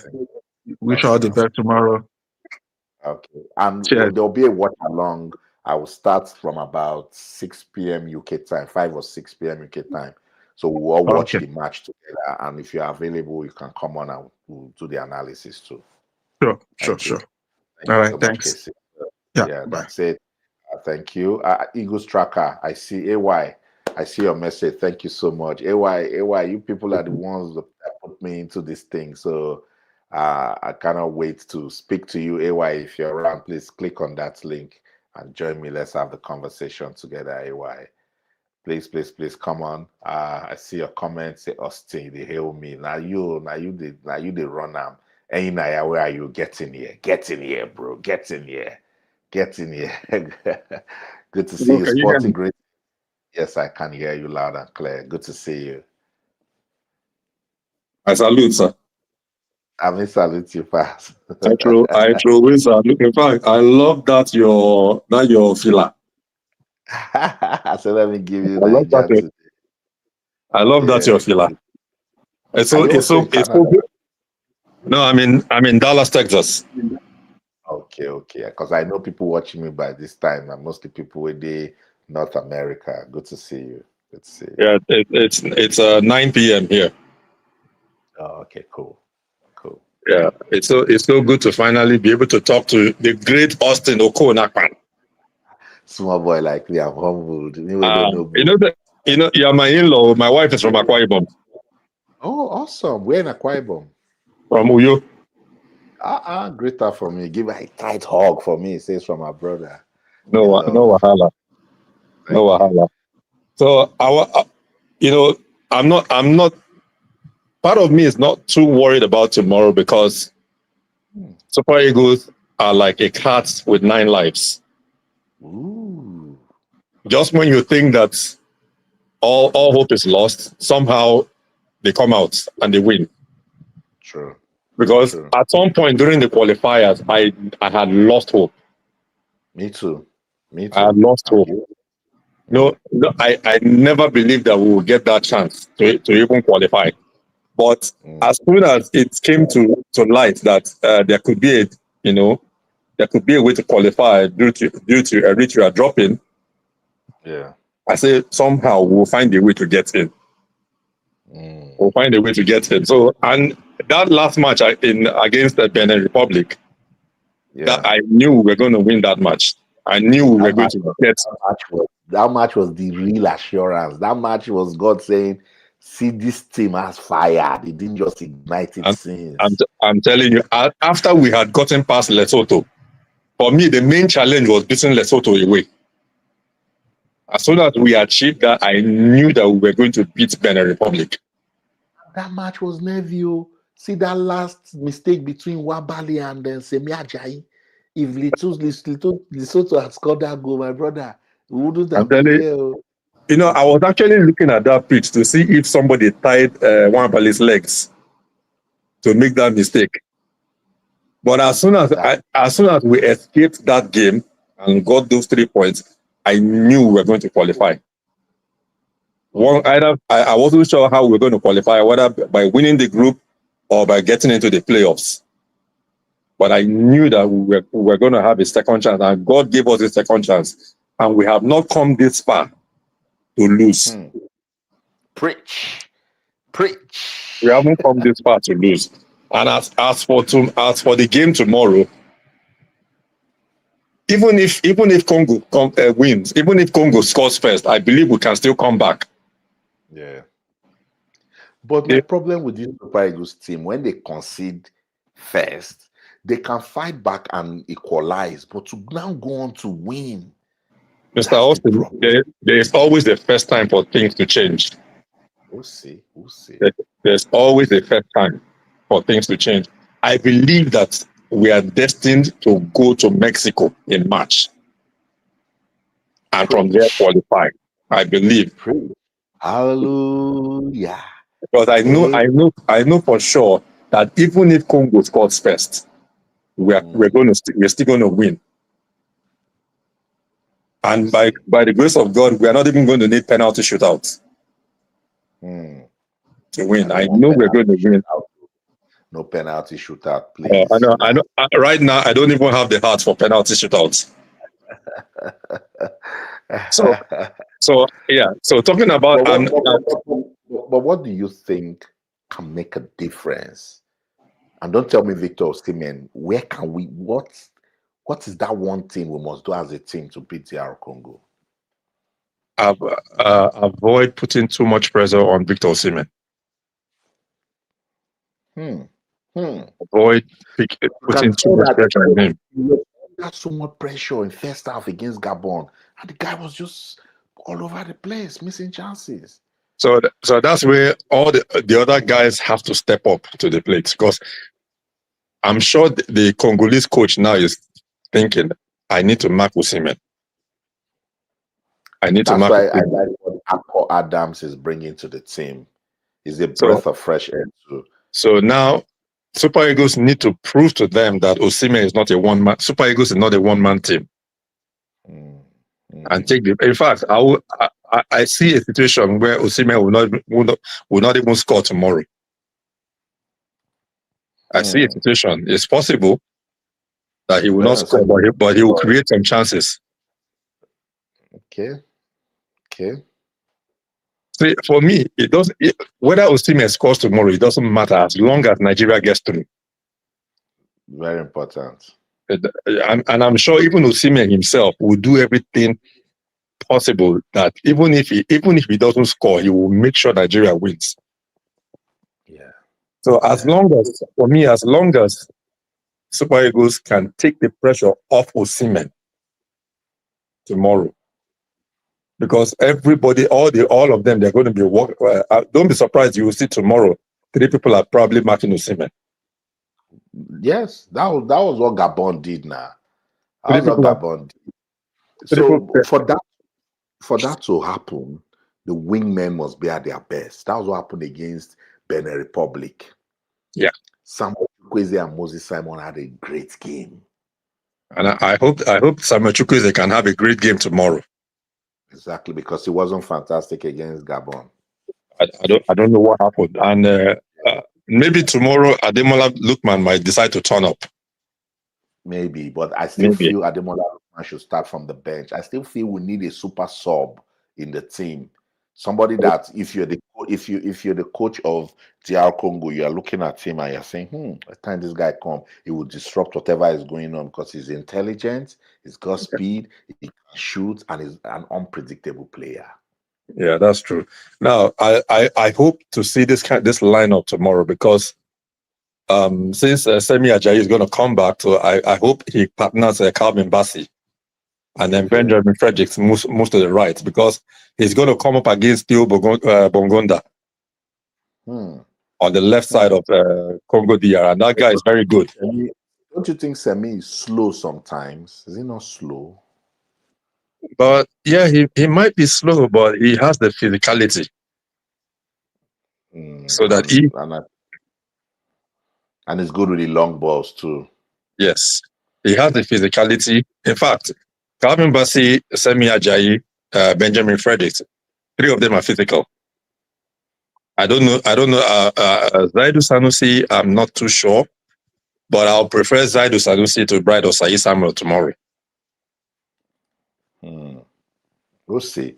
Hey Naya, I must say thank you so much. Let me bring up someone else. Always a delight. Please subscribe to the channel, like this video, and then I'll keep creating this sort of content for all of us. Thank you so much. Thank you very much. Awesome. And I like that analysis. We just need to play as a team. We just need to go out there, get the job done. Thank you so much, Loyal to the Soil. I can see your comments. Loyal to the Soil is my police officer. When he comes here, he just tells everyone, oh yeah, go and subscribe and like. He said less than 30% of the viewers have liked the video. So please like this video. It helps the algorithm. It pushes it out there. It tells people, oh, they are doing something out there. All the fans of the Super Eagles, come. They are talking about Nigeria versus DR Congo. The algorithm will get busy. Same as TikTok, please. Same as TikTok. Let's get to TikTok. Proudly Nigeria says, shout out to the boss man. Much love from Sydney, Australia. Thank you so much. Proudly Nigeria, get on YouTube. Let's have a conversation. Come to YouTube. Proudly Austin on YouTube. Let me talk to you. I'll drop the the invite so you get to join, because I see you always support my content. Thank you so much. Thanks so much. Get into the conversation, guys. If you want to be part of it, I've dropped the link. I would like to talk to you. So that's Loyal to the Soil telling us something very important. Thanks so much, Kelvin. So less than 30% of the viewers have liked the video. So please, have you subscribed? Kindly subscribe to the channel. I do sports, entertainment, and maybe what you like too. Someone was saying the other day that they would like to hear me talk politics. I wouldn't mind. I could talk politics, but I don't want us coming and then there's some level of bad blood and we're not having fun. Yeah. So please say I have subscribed. If you subscribe, and say I've liked the video.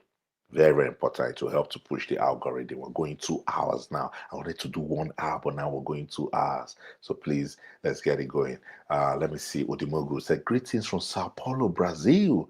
Wow, Nigeria 2, Congo 0. I was in Sao Paulo for the World Cup in 2014. So I was in Sao Paulo, I was in Curitiba, I was in Porto Alegre, I went to Cuiabá, and I went to Brasilia. And then I came back in 2016 for the Rio Olympics. So I love Brazil a lot. I should make out time to visit again. Sao Paulo is a beautiful city. Good job to you, Demogo. Thank you for your comments. Sunday, watching from New York. Fantastic. How is New York today? I hope NFF has checked well before using NDD. I think it is legit. I understand your fears. I know your cynicism over the NFF because of they've shown incompetence time and time again. But yeah, I think it's right. I don't want to hear the stories that touches the heart. So I believe that they will win big margins. Okay, we'll see. We'll see. Daniel says DR Congo 2, Nigeria 1. Okay, best wishes to you. Kazim says good morning. Good morning. Yeah, it's 3:13 a.m. in the United Kingdom. Yeah. Thank you so much, Don White. Say you talk well, bro. I appreciate the love. Thank you, thank you, thank you, thank you, thank you. Subscribe to the channel so that I'll keep talking. Thank you so much. Says well done. Thank you, Kazim. I still want one more person, just one more person. Click on that link. Let me drop the link again. One more person, and we'll wrap it up. I love to talk to my people. I love to talk to my people. Proudly Nigeria, do you want to come on? I want to talk to you. I love talking to my people.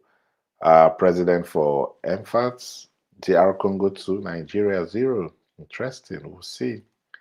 Adequate Taiwo, why praying for penalty? Was that me? I didn't pray for any penalty, so maybe that's not me. I support DR Congo from Benin.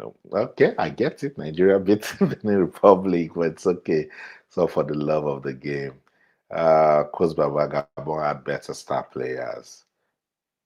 Gabon better star players to Nigeria, or you're referring to a previously made comment. Okay, bossman. Okay, proudly Nigeria. See you. Your work. Thanks so much. TikTok people, please let's beef up the likes. Let's take the likes to 3K. TikTok people, please let's take the likes to 3K. And then so yeah, thank you. I see people coming up. Thank you. I see you, Kola. I see you, Tosin. I'll try to bring both of you so that we all just bounce together. So that we'll now use it to wrap it up. Thank you. Kunle. Kunle is showing me love. Look at that.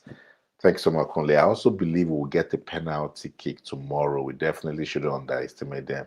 Kolexi, thank you. You came on, you contributed to the live, and now you've given me money. Oh, see love. Thank you so much, Kunle. I appreciate it. Thank you, thank you, thank you, thank you. Yeah, we shouldn't underestimate them. It will be disastrous. Don R RZB2CM. Congo lost against Senegal because the Sabre made late substitution. He does that a lot, and that's what holds back the team. If he makes early subs, when the players get tired, they have a chance. Yeah, but it depends. Don't forget, coaches don't just make changes. They have match readers, they have match analysts. They tell them when to, get it on. Kashim said Nigeria 3, DR Congo 0. Okay, congratulations.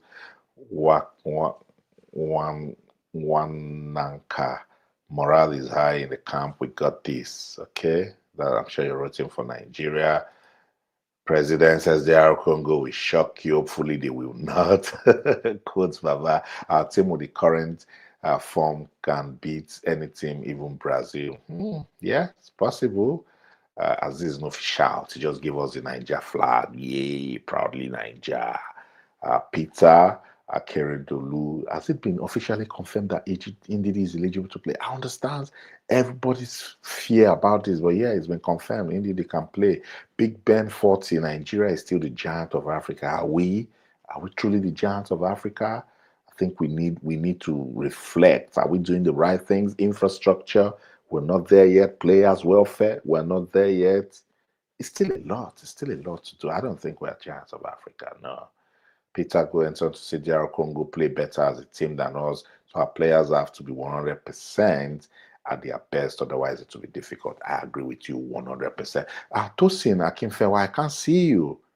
I can't see you, Tosin. You need to put on your video so I can bring you on stage. I need to see you, Tosin. Put on your video, otherwise I can't bring you on. I see Kunlexi again, so Kunle still want to rock and roll. That's fine. So you didn't put on your video, you are gone. So let me bring Kola on stage. So Kola will get on stage, and I'll also bring Kunlexi back on stage because Kunlexi wants to roll that way.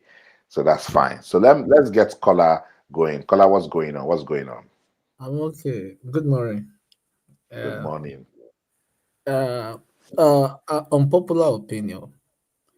I think Adibin, this guy, is not injured. He's filled. Desas.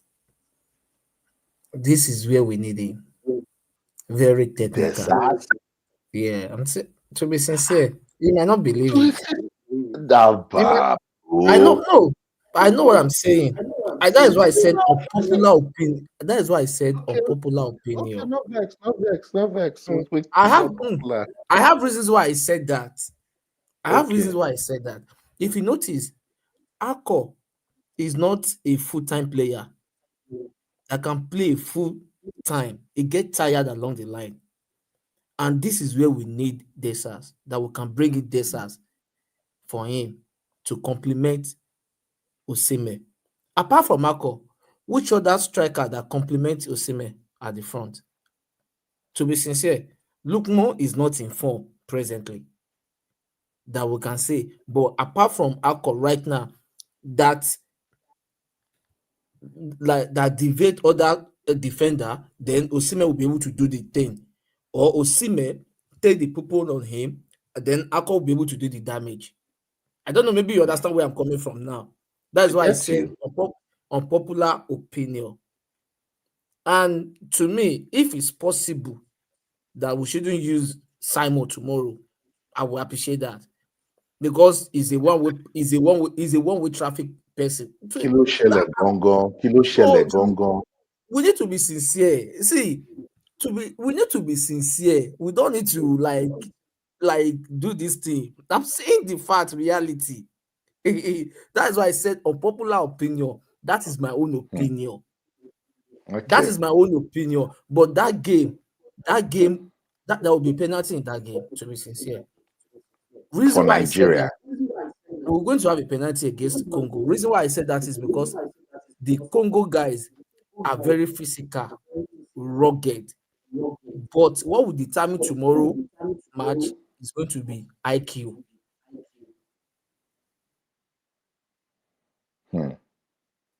You don't need to play for the game with them. The game will be. I know what I'm saying. Congo are very physical, rugged. So you can't play them when you want. If you want to go physical to physical with them, they are going to the Super Eagles guys will get tired. I know what I'm saying. The players will get tired. So you just have to play with skill and IQ with them. You don't have to be rugged or physical with them. And if you can be able to hold the midfield, get the midfield from them, then we're going to win the match. That's all. I agree. Colexi, do you agree with everything he talked about?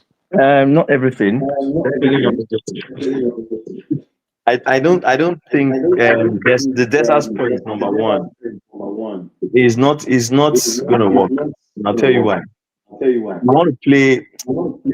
I know earlier I said technicality is key, but a side like DR Congo, for example, Desas won't be able to try. I think he's going to lose. He's going to get lost. And that's the problem we had in the last game where they were trying to scapegoat him as well.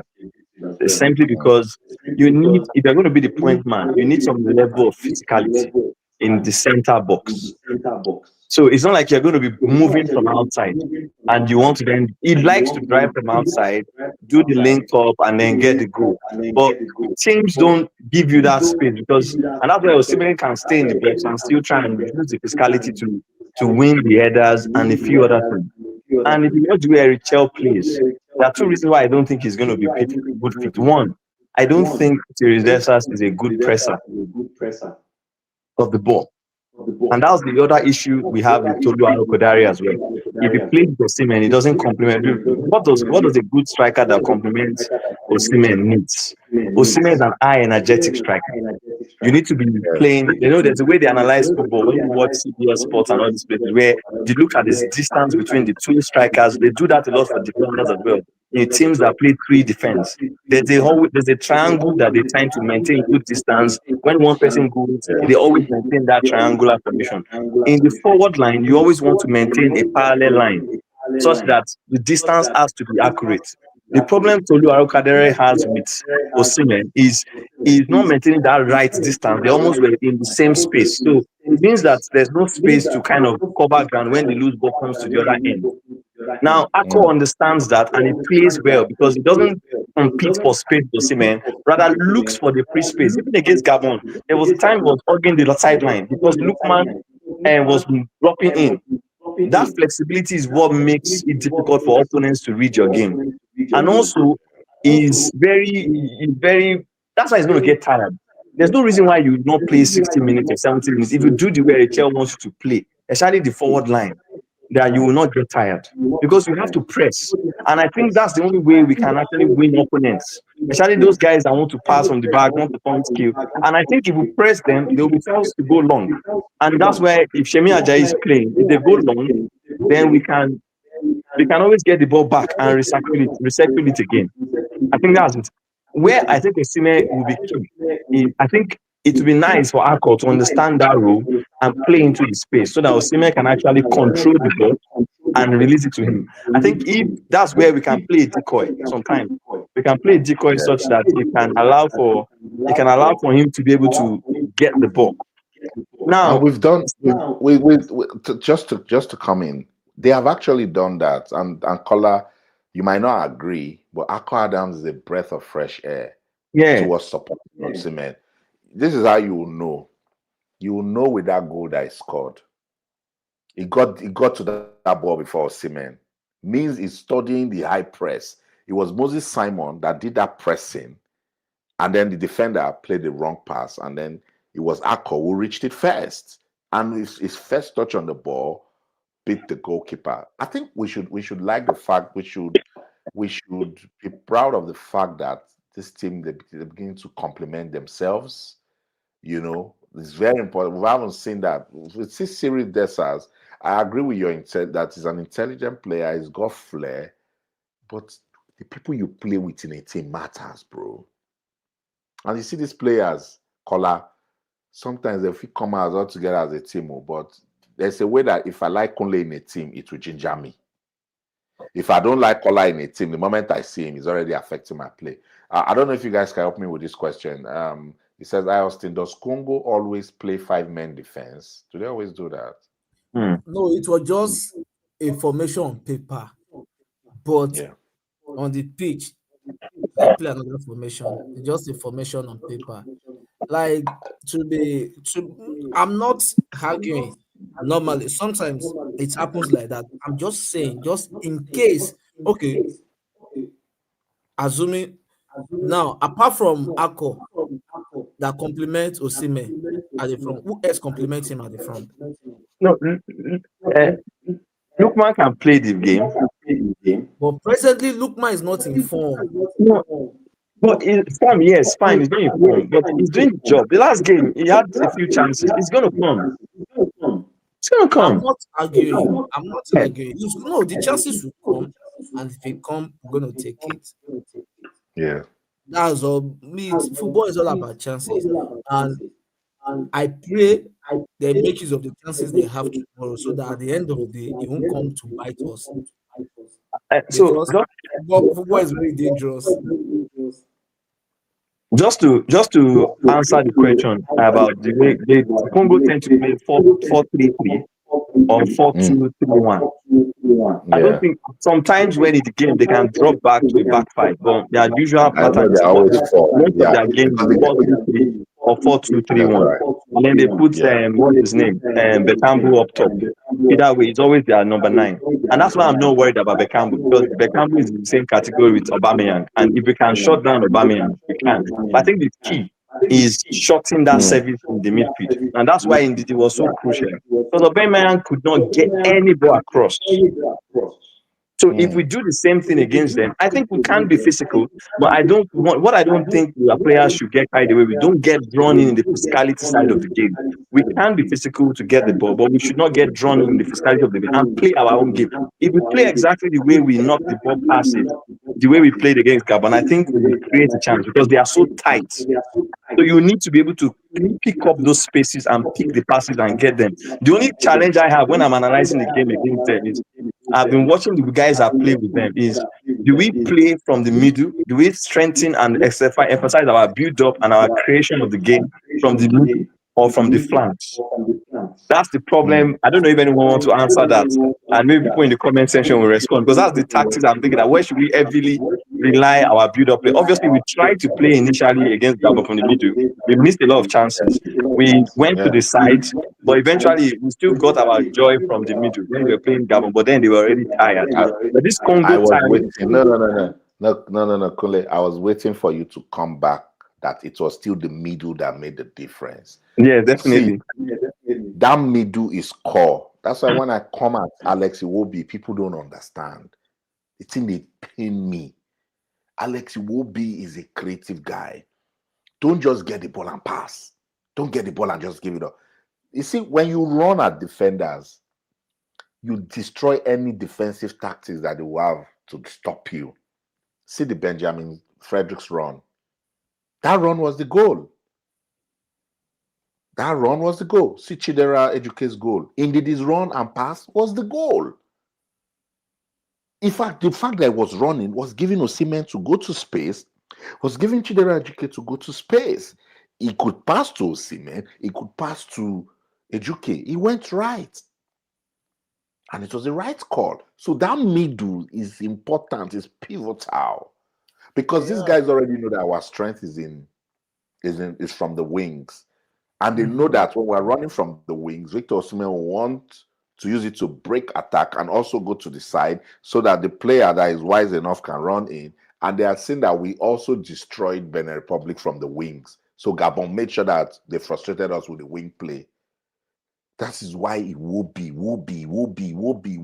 Kola Kilo Shele, what's wrong with Iwobi?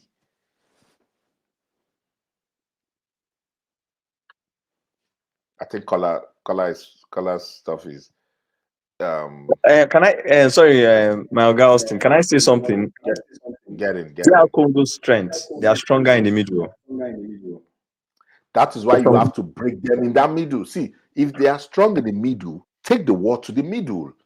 And because they are so physical, you break them offensively, and you know what? They can even get a yellow and a red, and you win that war. And look, the only way to beat physicality is with intelligence. Well, maybe that's why we have to play Lukman. I think so too. But as I said, we still want that super sub element. Well, the likes of Ejuke can be a super sub. Ejuke is new to this team. I like the flashes he made. Yeah, so by the time he's coming in, he's going to be facing where does Wan-Bissaka plays the other side. When you're going up top, Ejuke is on that side. I think it's Wan-Bissaka is going to be facing by the time it's coming in. Because Wan-Bissaka is on the other end, so it's probably not him. Because I would have said that Wan-Bissaka likes people that can dribble because he knows how to plant tackles in. So it's going to be hard when you're a dribbler to get past him. But I think, to be honest, I'm not even worried about the wing play. I also think we should focus on trying to get the game from the middle.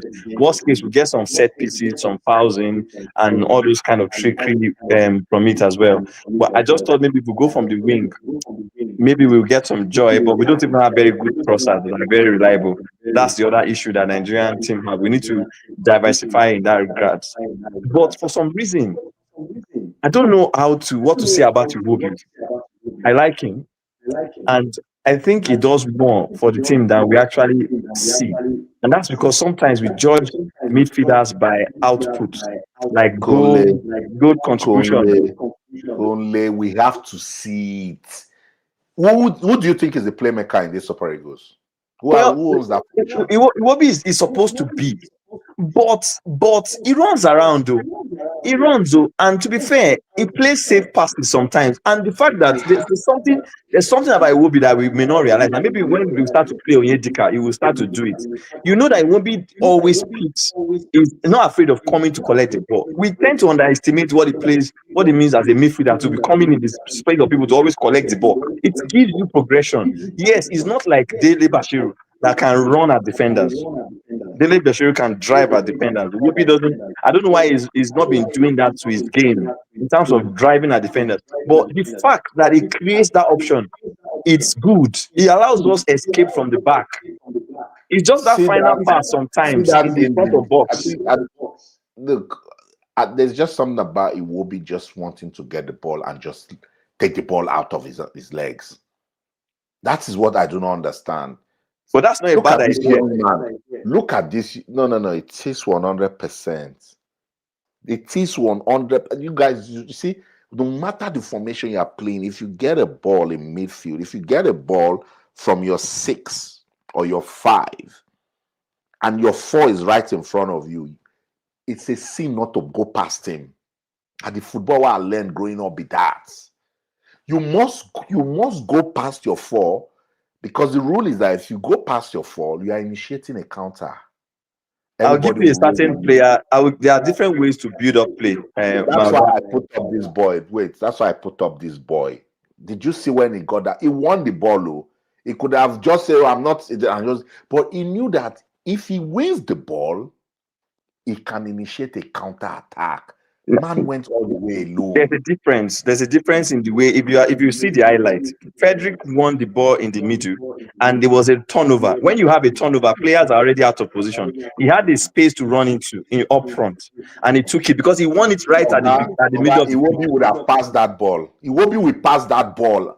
I'm telling you, Iwobi will pass that ball to the maybe I know that sometimes that's how he plays, but I'll give you an instance of when a player was trying to do exactly the same thing. Lukman was trying to, in the first half, Gabon would have scored. They just did not do the final pass well. Lukman was trying to do the same thing, drive out, and they lost the ball. And then they got a direct counter at our team after a corner. They got a direct counter at our team in the first half. Gabon would have scored that game if they did the right pass. That Aubameyang was trying to pass the ball, but that pass did not come out the right way. The guy that he gave to, which was Boanga, what's his name? Yes, I know. Yes, no, that's his name.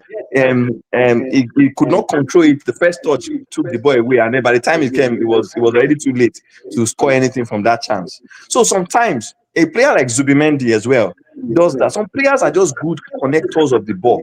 They don't need to drive, but they just help you build from the back and get the guys who can drive into it. I think that's what Iwobi gives. And sometimes you don't appreciate those players until you lose them. Then you realize how hard for a player like coach like Eric Chell. That's why he leaves him on for that long. For a coach like Eric Chell, that wants to play a ball where you want to put the ball on the ground most of the time, you will then come to appreciate Iwobi a lot. Okay, wait. I agree with you. Let me see if Kola will agree. Kola, welcome back. We lost you for a minute. Yeah, my PC went off. Yeah, it's okay. Jump on what we've been saying about the creative role, driving forward, making passes, and Alex Iwobi. To be sincere, I don't know. To me, I don't like Alex Iwobi playing the midfield because he doesn't hold the ball too much to move forward. All he just does is hold the ball, just release the ball on time. So to me, if Adibin, that is why I would say this again. Adibin, we can get another midfielder. I would have loved to push Iwobi to the side, to the wings. To be sincere, because if we can have someone, had it been this guy, what's his name, Oyedika, can do the stuff, I would have preferred Oyedika, Rafael I Oyedika, to like come in. Then see, they I like push, Onyedika. I then don't they know what push, he and then they push Iwombi to the wings to play the normal wings he normally play in Fulham. Then Oyedika come in. If possible, he can do that. Why not? Because uh Alex Iwobi, once he hold the ball, all he just do on time is okay. He don't push it. He did some things against Gabon. There was a space where we were supposed to move forward. All he does that he took the ball, release it on time. okay.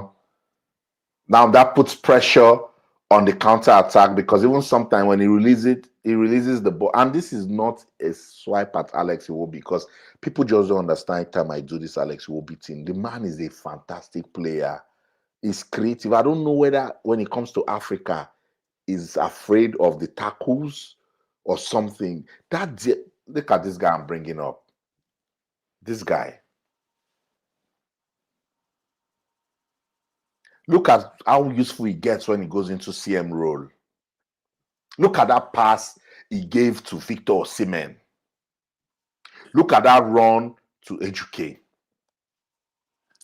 If Alex Iwobi starts giving those defense splitting passes, instead of just going to the wings or just coming to the middle, because what happens in those sort of situation, my guys, defenders that are tracking back, it's difficult for you to even keep a line.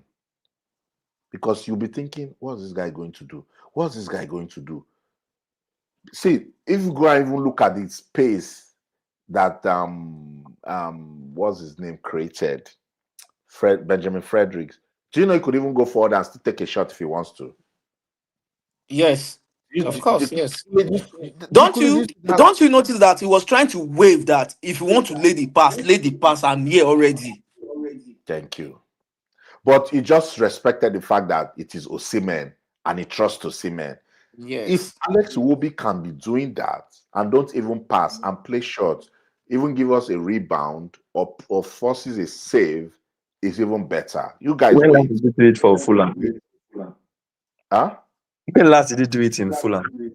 I think He he's did shoot scared for whenever I Fulham. think he's scared whenever he go No, to the national team, no, but so it that he doesn't don't play. want people to. Iwobi doesn't play so many defense splitting pass anymore. I think I think his game has changed, and we need to recognize that.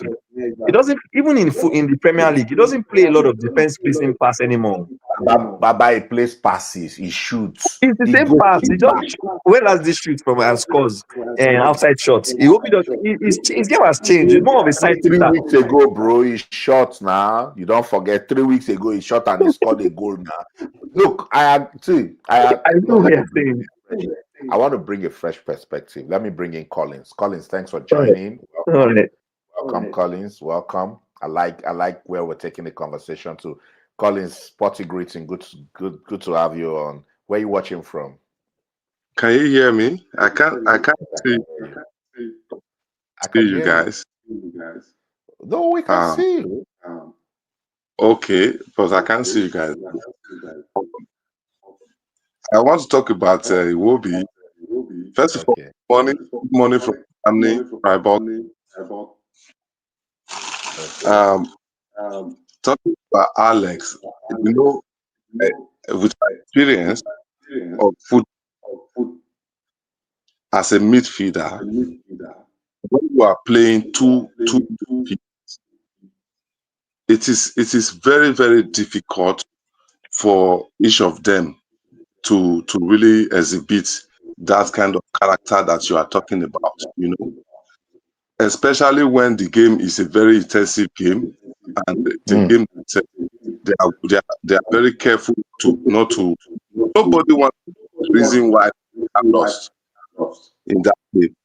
So that kind of meet, you cannot expect anything much from Iwobi because Iwobi is not a natural central. That's role that is playing. It's a central midfield, even an attacking midfield, And no, if when Mikel and Mikel's area, Mikel really play on that two midfield. You know? And when most of Nigeria midfielder didn't, I think only Okocha and Oli time. And Oji was an extra player. So I think Obi is doing very well on that because that is not natural. That role is very important. It's very important. You see, when you can control the ball, even if you are passing backward, sideways, and then gradually retain the possession, it is very important to retain possession. If you look at the way Europeans play football, no matter how they are losing, how much they want to score, that's the difference between big European teams and African teams. No matter how they want to score, if the chances are not clear, they rather retain the passes, take the passes round and round again.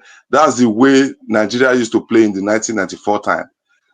But if you say, okay, no, I must do something, I must, you will lose the ball. And when you lose the ball, the opponent will use it, especially when they are also good. You know, so that is why you see will be very, very careful. And though if he was given that opportunity to play forward with two defenders covering for him, like two set other midfielders covering, like if you look at the 2019 Nations Cup, you see that a table and Ndidi, they were doing this. It was what the table was is what Iwobi is currently doing. You know, so normally a table was that job, and Iwobi was very free, and that he made a lot of moves. That tournament was very, very flexible and very, very offensive. But Thank you, Collins. You know, your connection is not so stable, so you're breaking, and I think you check it a bit. Yeah, I was struggling to. Sometimes it to be stable. Other times it's just here and there. But I get your point. So let me come. Yeah, maybe you should go and then come back again, or you switch your internet. I'll bring you back. But let me go back to Kola. Kola, you listen to him. What's the so what is Iwobi's role in Super Eagles football? What is his ideal role? Yeah, that's the right question.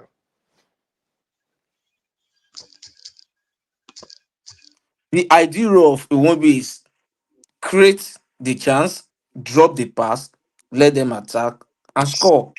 But he's not doing it the way he was supposed to do it.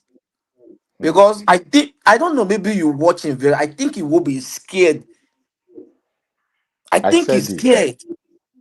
In Africa football, they feel break my leg. Apart from they feel break my leg, I think he's also scared of making mistakes. A costly mistake. To play the central point, if you make a mistake, it's like go He's straight to very your scared defense. because he knows that Nigeria people can be very No, brutal. They can call for you. you. If you make any silly mistake that is very blunt and that lead to anything. Because I've tried to watch his game, then I now understand that fine, this guy is scared. But and I understand we have no other person that can play that space apart from him. Dele Bashir is on injury. Akisemir is yet to be initiated into the team. So who's going to do it? It's going to be him. So we have no choice. We have to make use of what we have. It's just if the desire is not available, the available become desirable. Yeah, he's our connector. He plays in Fulham up front. Sorry, Austin. I said I was saying that he plays in Fulham up front, so he's able to do some of this. Is inside forward most times, and then get the shot. Even if he loses the ball, there are still more people behind that can catch up for him. Iwobi's role in that Nigeria is too central. I think because he can always pick up those spaces. I think what they're asking him to do is not drive. He just pick up, facilitate the passes forward and just get us away from our back, and I think that's what he's doing. And I think that's why the coach and most of the guys that tend to use him because of that ability to just kind of pass inside that tight space. Sometimes when he gets tired, we see the fatigue in those passes. Like even in the last game, he starts to misplace the ball. But I suspect the main issue here is the role he's playing is a critical one, and he understands it, but he's afraid of making mistakes. Let me go to TikTok. Ellie Stay 17. Thanks so much for joining. He's afraid of what Nigerians will say whenever he loses the ball to the opponent. But you can't have that sort of mentality, particularly when you're playing in a team. Let me bring on Ainaya. Let me get a fresh perspective to this, because our midfield role is very important. I'm having this conversation because now we have Al Hassan, we have Frank Onyeka, we have what's his name, Ralph Onyedika. Maybe we should just make Wilfred Ndidi our proper CM. Yeah, because I've been listening to what everybody is saying, but I want to look at it from this perspective. He could be doing what the coaches want. That's why they keep picking him. Mbano. This is what look. I have close sources in the Super Eagles. Pizarro said he will be played deep to create assistance. But look, if you know me, and since I've been covering football, I don't play with the class of 94. All of them that are alive, they're all my friends. I can cough in the judge now, call Emmanuel Amunike, say, come on this live, they will come. They respect me that players play to their discretion, particularly when you are a confident player. So a coach can tell you, look at Declan Rice. A coach can tell you, hold the ball and make sure you don't lose it. But the coach cannot tell you, hold the ball and make sure you play a good pass. You suppose no. So Pizarro told him, play deep. And he played deep. He was playing deep. But who was bossing our midfield at the AFCON? Al Hassan and Frank Onyeka.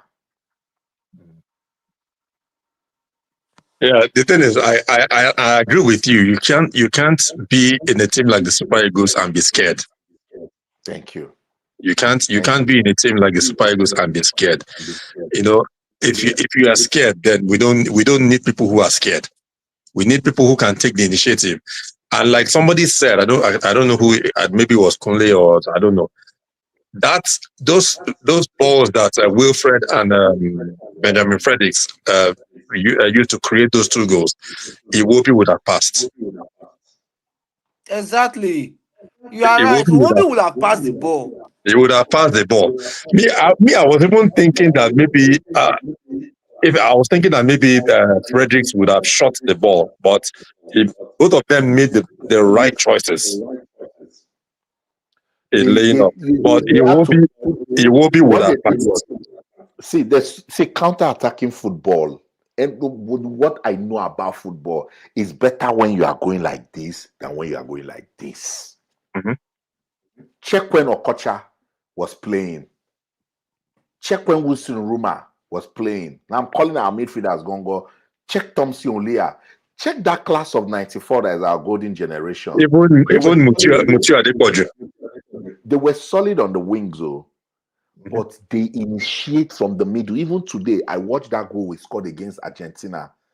Amokachi won the ball in the middle, gave Yekini. Yekini did that dummy, gave Siasia chipped. 3 people broke down a 5-man defense. Mm.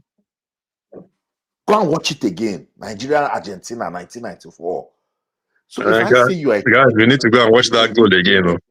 Mr. Austin, Mr. Austin, you people might not believe this, but I think if the coach can just do a touch of refine on Raphael Oyedika, I don't know why people don't trust that guy.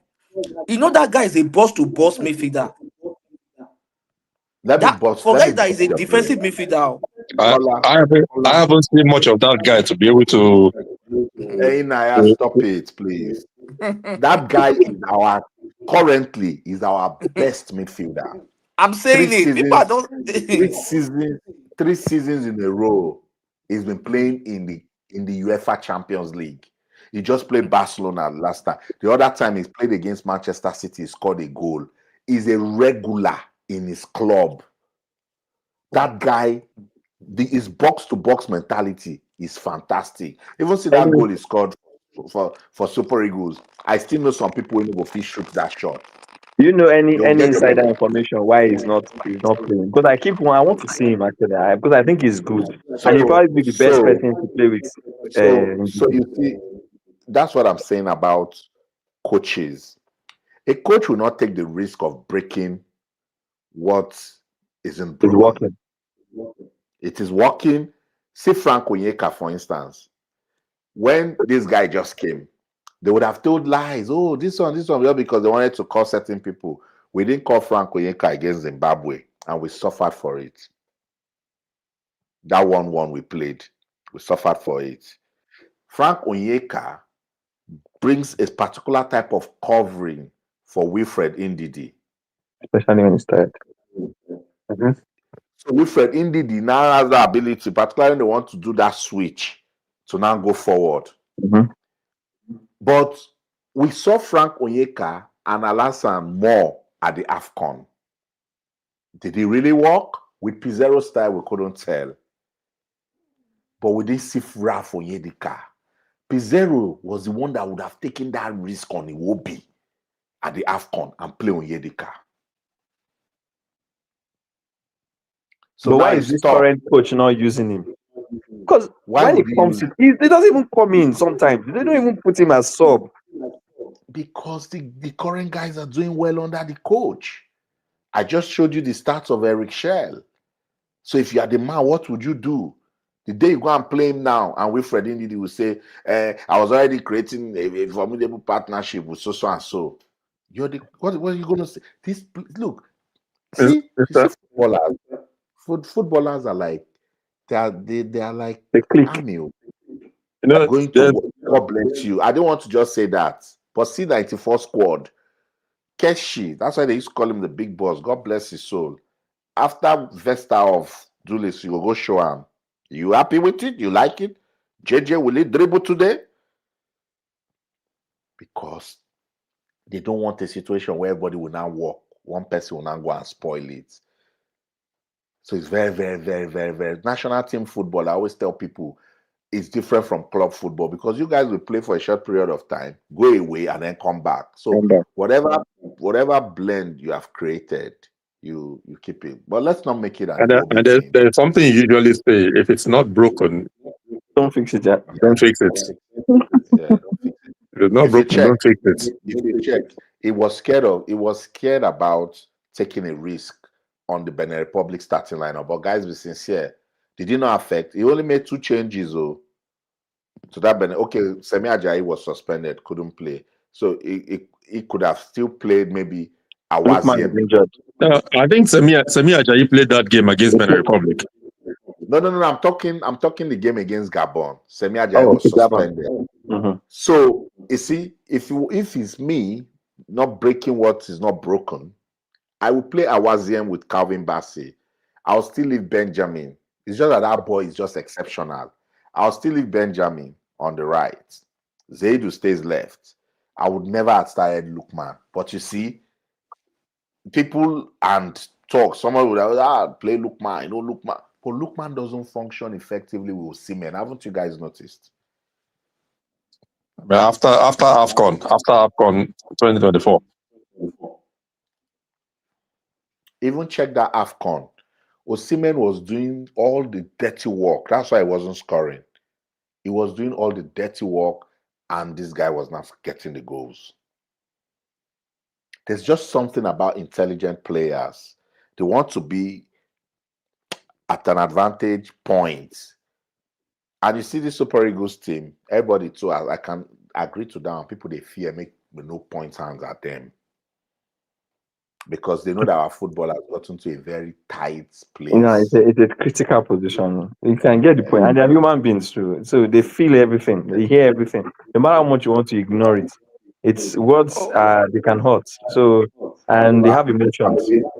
Family members will screen grab things to you. Even this video we are watching, some will screen record it. See what Mr. Austin said about you. See what this was said about you. That's why I always advise players, for your mental health, stay away from social media. Let me bring in Collins. Let me bring Collins back. So we'll make it an elaborate conversation. Let Collins come back into it. Collins, welcome. I hope your connection is good now. Yeah, can you guys hear me now? Yes, we can. Yeah, we can hear you. Oh, good. We're talking about. I also, you guys talked about Lukman, how to connect each other. It's fair to these Super Eagles. We have to be honest. If you look at what they are playing, and compare the 1994 that you people speak reference to, or let us take it will be, for example, you can be emotional that is not a midfielder to play, but it doesn't change our reality. He has been playing for us, having more victories, even the era of the Makers. I think it will be 2018. Apart from them missing out of that World Cup, he's not part of because of the constant complaining. Eguavon heeded to over demanding of the Iwobi, and he started. What happened? Nobody could take that role. Just a ghost. Nothing happened. We lost out of the World Cup because of that. It will be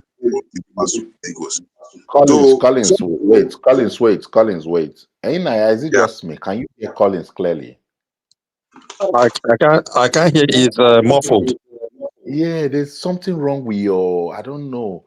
I was going to ask if he's on 2 devices. Yeah, check if you're on 2 devices. Maybe you're watching on one and you're connected on this, because it's breaking. It's not letting me really point. Is it better now? Yes, it is. Better. Yes, it is. Okay, I mean to say that when Avon took the team and he listened to Nigerians over EP, when we were still complaining that we were expecting JJ or whatever, he did not play. He would too much into Johnson and gave that role to Haribo. That thing affected the Super Eagles going to the World Cup. It affected. We didn't go to that World Cup because it would be a red card after he was to bring him when it was late. And he missed the qualification in Ghana, and that manner he didn't make it. So I think that guy rose in very. I have noticed that whenever he doesn't play, irrespective of our how we want supposed to play, Mobi doesn't play. We play games. Even if it's there, we are games. So that's why I think he's very high. He goes, no matter where he plays, And for the connection with Lukman, I think we need to be patient with them. Because sometimes the tactics are different, but I think they can connect very well if them time. I was not happy with the changes Shele did too early. Give them second half 75 minutes before to bring them out. People don't see each other. I think they can connect Lukma and Usime. I think they can connect. Okay. All right. Thanks. I really wish your audio was smoother. I'm just really struggling. It's going up and then it comes down, but it's okay. And I look at these comments. The DR Congo, they have the best defense throughout the qualifier. They hardly concede goals, so we have to manage our expectations. It will be tough. I'm just hoping that the Super Eagles will take their chances. It's very important they take their chances. Yeah, they have the best defense. But how many goals were they scoring? That's right. It's very important too. When you are I mean, defending, you must be scoring goals too. yeah, you must be scoring. Even though it's usually said that attack wins you games, defense wins you titles. But in this case, it's going to be their defensive solidity against our superior firepower. Hmm. And we ourselves in the last two games, we are not doing badly defensively. Yeah. We're not doing so. We have been able to. We've scored 8 goals in the last 2 games. Okay, if you take the Lesotho game into consideration, to 10, that's 10 goals. 10 goals in the last 3 games, and we've only conceded 2 goals. That's not a bad return. Yeah. So we're not doing bad. We're not doing badly defensively. So No, as but long it's as just saying we should manage our expectations, and it's very important that we take our chances. Remember, I said it before that if you check the difference between our victory over Benin Republic and Gabon, they are miles apart. Yes, we still scored 4 against Gabon, but against Benin Republic, as early as the 3rd minute, 1, 2, 3, we scored a goal. but So we got the momentum. let's always. We all know that each game is different. True. Each game is different. Because we have all seen games where it's 0-0 at halftime, and then before 90 minutes, it's already 4-0 to one team. And if you notice one thing, Eriche is getting to understand the team now, and he's playing to each player's strength. Strengths, He's yeah, playing I to agree with that. right now. If you notice that, okay, now before the Super Eagle cannot complete like 3 passes on a row. If you remember, watch the game very well against Gabon. You see the way the guys were just like 10 passes on a stretch, pa pa pa pa pa. So that is one thing I've tried to understand, that the more he grew with the team, the more you understand them very well, and he will be able to get the best out of them. Yeah, That that's is true. one thing I've done. Left to me, I will say it. I will not start Lookman tomorrow against Congo. Me too. Me I too. will not start him. If I I, would have prefer. People might not believe it. I would have preferred they use Ejuke ahead of Lookman tomorrow, and this guy play from they also start, because this guy Bakazi, Ejuke is a very skillful player, and this guy is going to commit a lot of blunder on Ejuke. I would prefer the Ejuke start ahead of Lookman tomorrow, to me, because to me, the guy is not in form, but he did some things in that last match. He released ball on time now, because before he doesn't release ball on time. Yeah, but and he also had good runs. Let's commend him. See, Yes, there's yes. something. See, driving in football is good pressing play, and it confuses your players. See, when we were fantastic on the wings, let's go to the right. We had Finidi. Finidi passed to Tijani Babangida. Tijani passed to Kedia, and they all had speed. The fact that they are taking you down the base. See our 4th goal against Benin Republic. It was the run, oh, not even the cross. It was that Simon's run. When a forward player takes you into that base, all the defenders are coming back like this. See now, all of them were running. Only Frank Oyeka free. He lobbed it to Frank and he scored. He carried them on the run. That's just why I'm saying that we should be able to play penetrative football. If you don't force them, they're not going to make mistakes. You know, if you check out Arsenal is playing, if you check out Pep plays with his Manchester City team, even to an extent, Aston Villa, check everybody. Everybody is playing that pressing play either from the wings or in the middle. You have to do it, otherwise you keep struggling. But I agree with you. When I spoke to Eric Shell, guys, go and watch that interview with Eric Shell. He said his main objective first is to create an identity for Nigerian football. I think he's doing that. And if you go watch the interview, he talked about the game project. That he has something called the game project. Hey Naya, what is the difference? What have you seen in Eric Shell's football that we used to play that and the style that we used to play before he came? What's the difference? Before Eric Chell came, we didn't have any identity. As far as I'm concerned, we had no identity. But right now, I think Eric Chell's football is very direct. It's very direct. And that takes me to last year, the last AFCON, Cote d'Ivoire versus Mali, when Eric Chell was the coach. Mali took that game to Cote d'Ivoire in that quarterfinal. I think it was a quarterfinal or round of 16. They played very direct football. It's just that God was just on the side of Cote d'Ivoire to win that match. Yeah, I remember now. That they were pouring water on him. They were pouring water on his head. And I felt that really I was like, I wish Nigeria could have a coach like this guy. I started watching that match, Cote d'Ivoire Mali. I was like, God, I love the way this guy coached this Malian team. Lo and behold, look at him. Look at now, he's our coach. And I'm not, and I feel that he has brought a sense of belief in the players. He's making them believe in themselves that they can do it.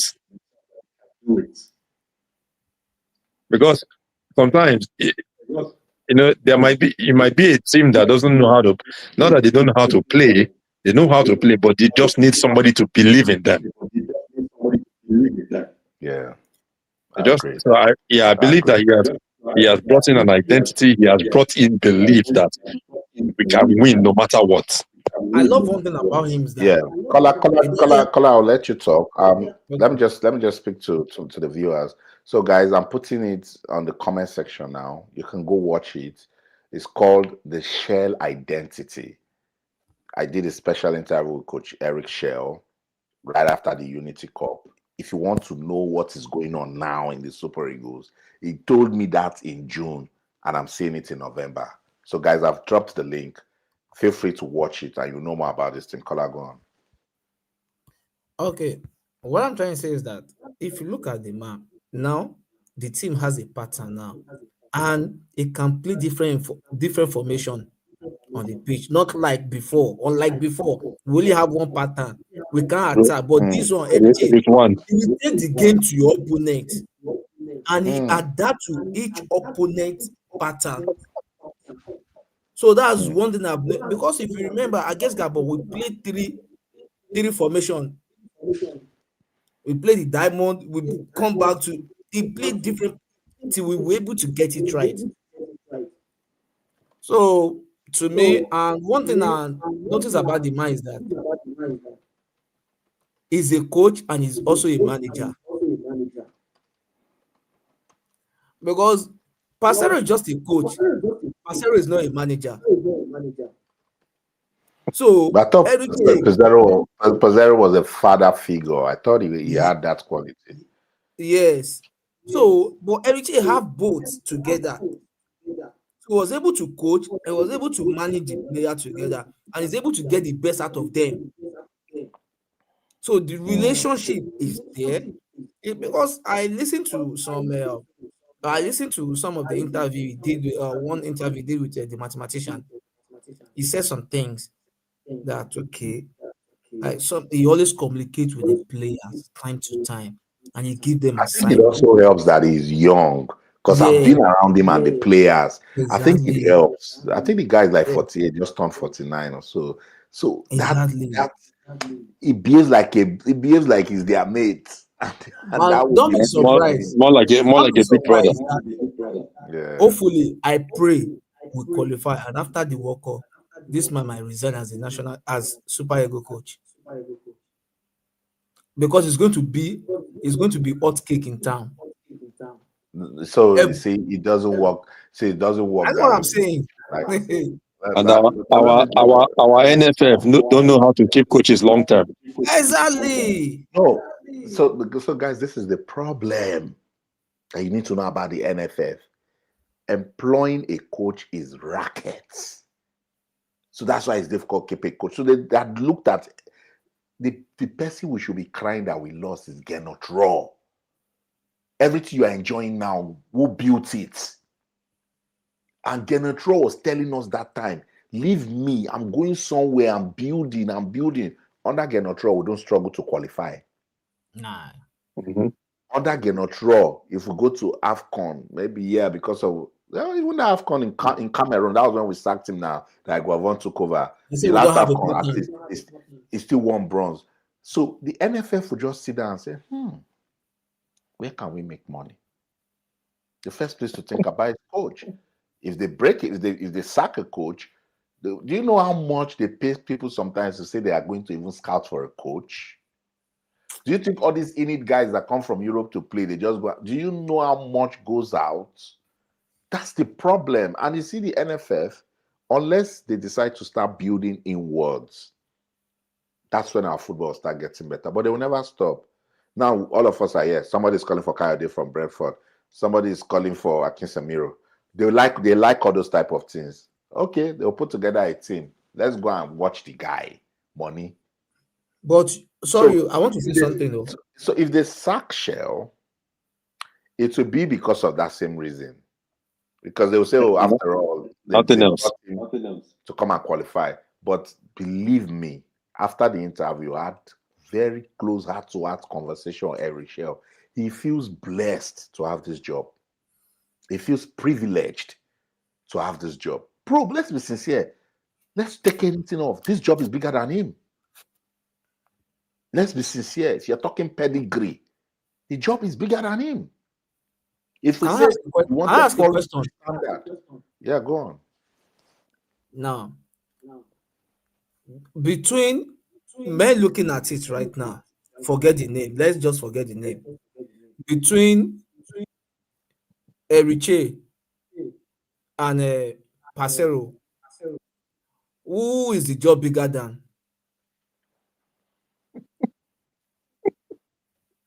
So it's difficult to say, but do you know that if you want to look at system, who has worked in a proper system, you would say Pizarro.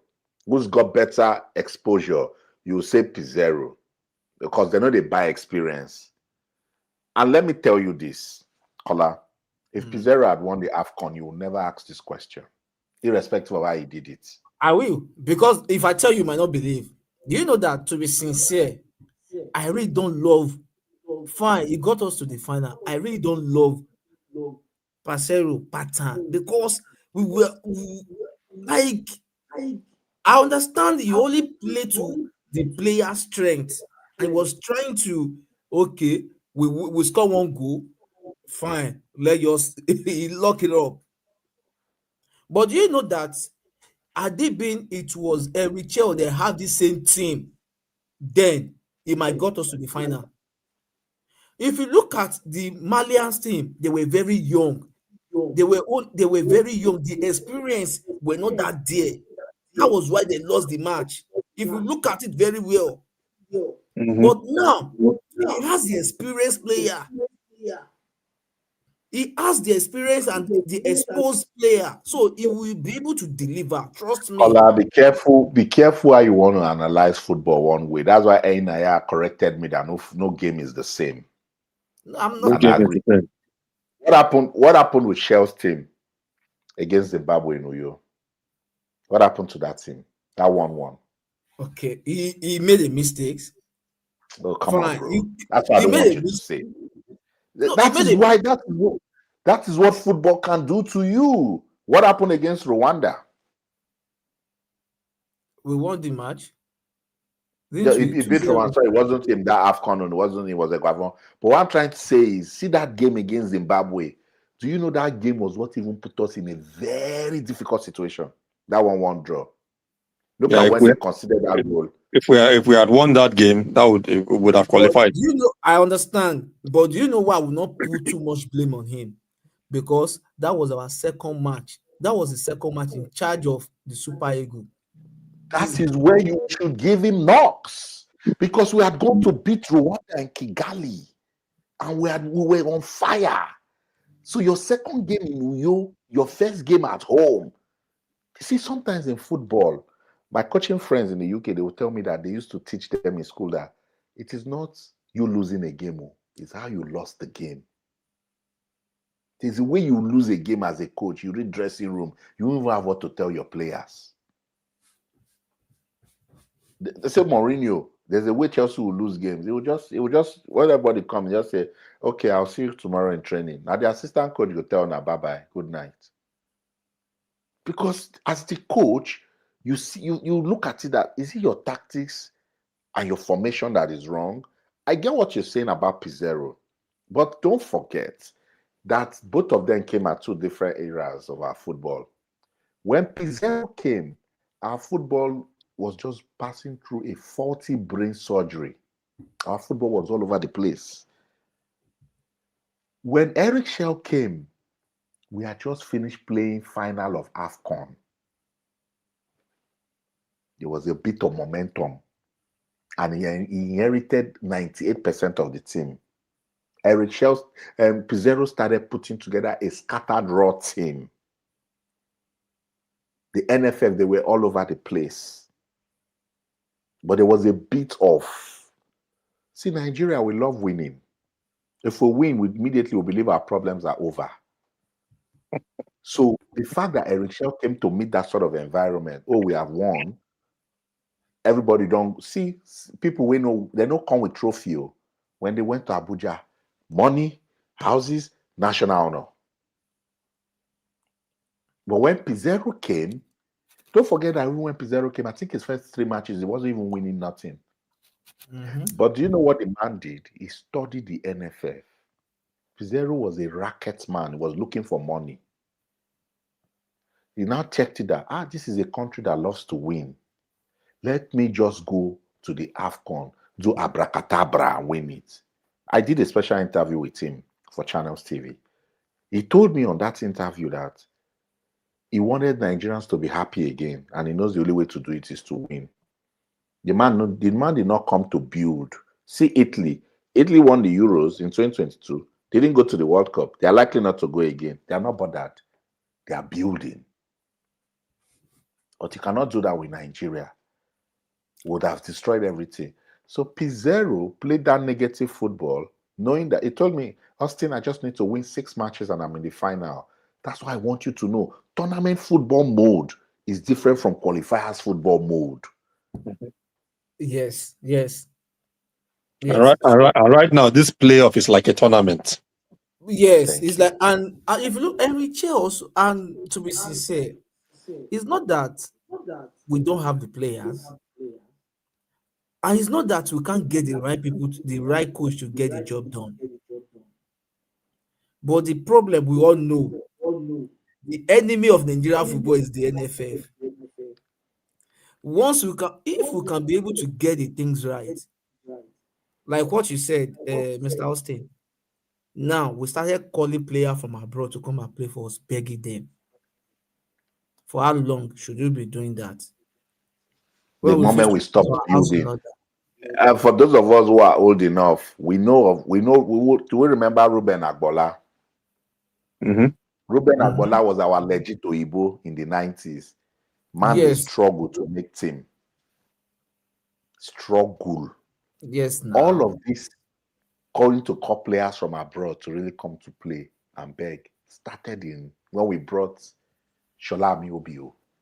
Yes, 2014 World Cup. Apart from when we bought Shola Amobi, I think, to be sincere, it was this previous NFF chairman that killed everything.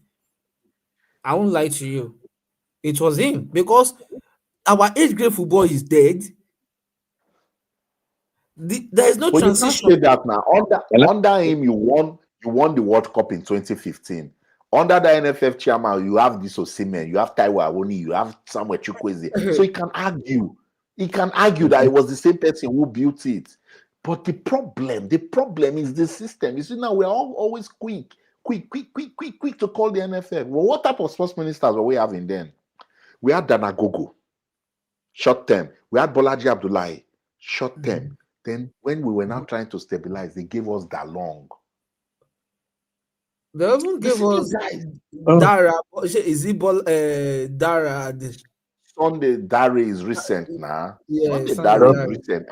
Sunday Dare even try small. But you see, people that I'm calling for you, those guys were core politicians.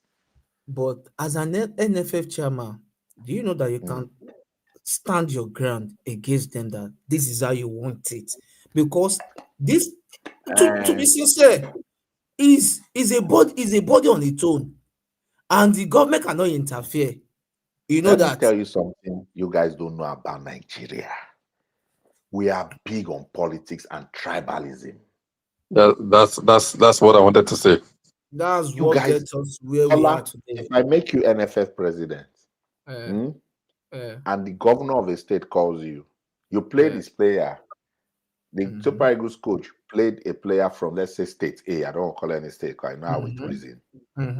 Then the following, he didn't do well. Then he dropped that player from state A and called a player from state B. State A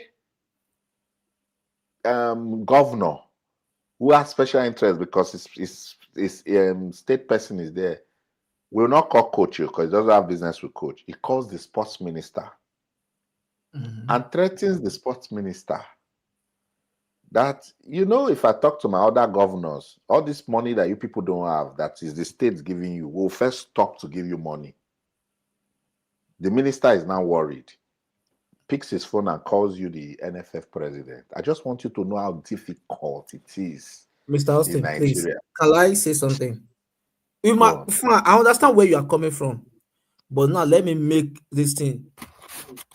Do you know why we are in that situation? Because the NFF, people running the NFF, they refuse to think outside the box. How many endorsements are they bringing in? Do you know that the Super Eagles is a brand on its own? The national team is a brand on its own. That wills. I'm not saying it should be. Let me just chip in this thing. When I was in secondary school, I happened to be my class captain, my very close friend. Because during the labor time on Wednesday, they might not even come to school. They might not even do the labor. The following day, they will not come to. They want to bribe me. I'll say, I don't give a fuck. You have to go and do it. I'm trying to make you understand, because I came from Ondo State. I'm partially Ondo, partially Delta. So all these things, I know how it runs. And fine, I'm fighting for a betterment of the country. I'm fighting for a whereby things will work better. I've traveled, I've seen a lot of experience, I've seen a lot of things. So you are telling me that I'm not giving the opportunity what I've been campaigning against. I will not do it well. No, now. Better, I will better resign. So me just putting someone else down to that's what we're saying. That's what we're saying now. You see, I like the mentality that our generation seems to be having, and we really want to change things. But it's not as easy as you think it is. That's just the truth. It's only God that can remove the canker worm in Nigerian sports. Erichek said something. Erichek said something. He said there are some officials that called him, they bring a player into the team that, coach, I want you to play my boy. He will now reply to them, bring the boy, let him see it, prove himself. If he's good enough, he's going to give him a chance. He said the Unity Cup, how he discovered Frederick. He said Frederick was not part of the team, but the player they were expecting was not available. Then the NFF reached out to him that there is a guy, Frederick, try him. He just said, okay, let the boy come. And when the boy came in, he proved himself. That's how the boy get the chance in the national team. You have to give people the chance. Okay, go ahead. You have to give them the chances. And if you give them the chances, if they make use of it, fine. But it's not that when someone is not good, you have to impose it on a coach. It's not. I even had something, I don't know, maybe it's true, that Oli said, the one we lost, because of this guy, Ahmed Musa, that was why we lost the guy. That Oli said, that was a tournament. We're supposed to Genetro include Olise as invited player, and they put Olise name as a standby player to put in Ahmed Musa. Not because you are trying to balance the team because of tribalism, because of quota system. Welcome. Welcome. You are getting to where I was going before. Welcome. At the front, they wait you. That's how we lost it. If not so, Olise will have been that team now. They put him there on standby now. Okay, at the end of the day, same thing to Eberechi.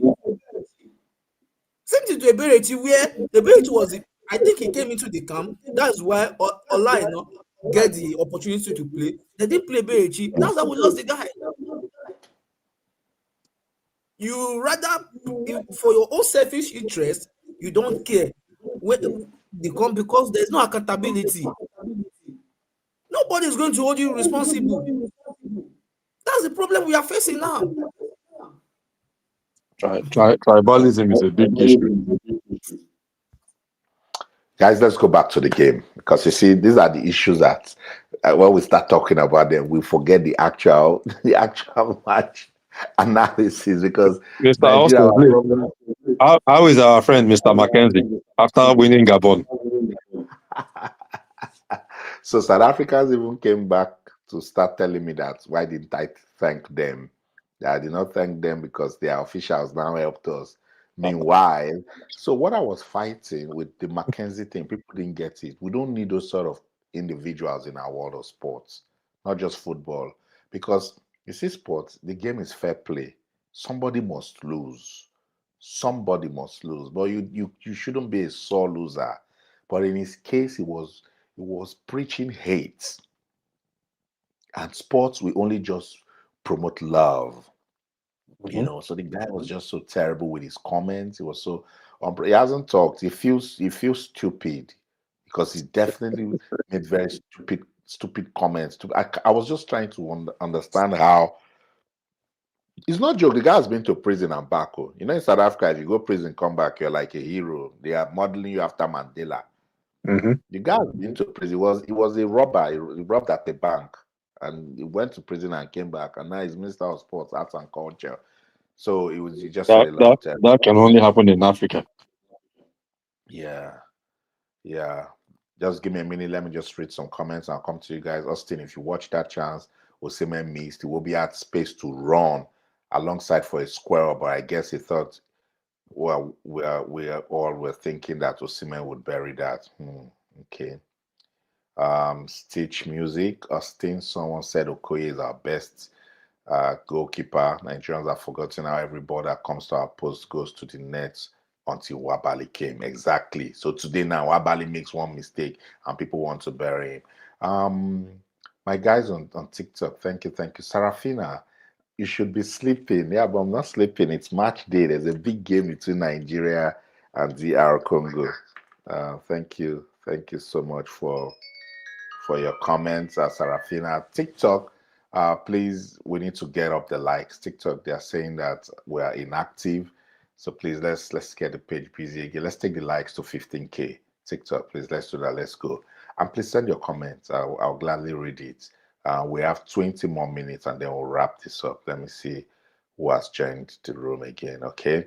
I have something we'll comment on now.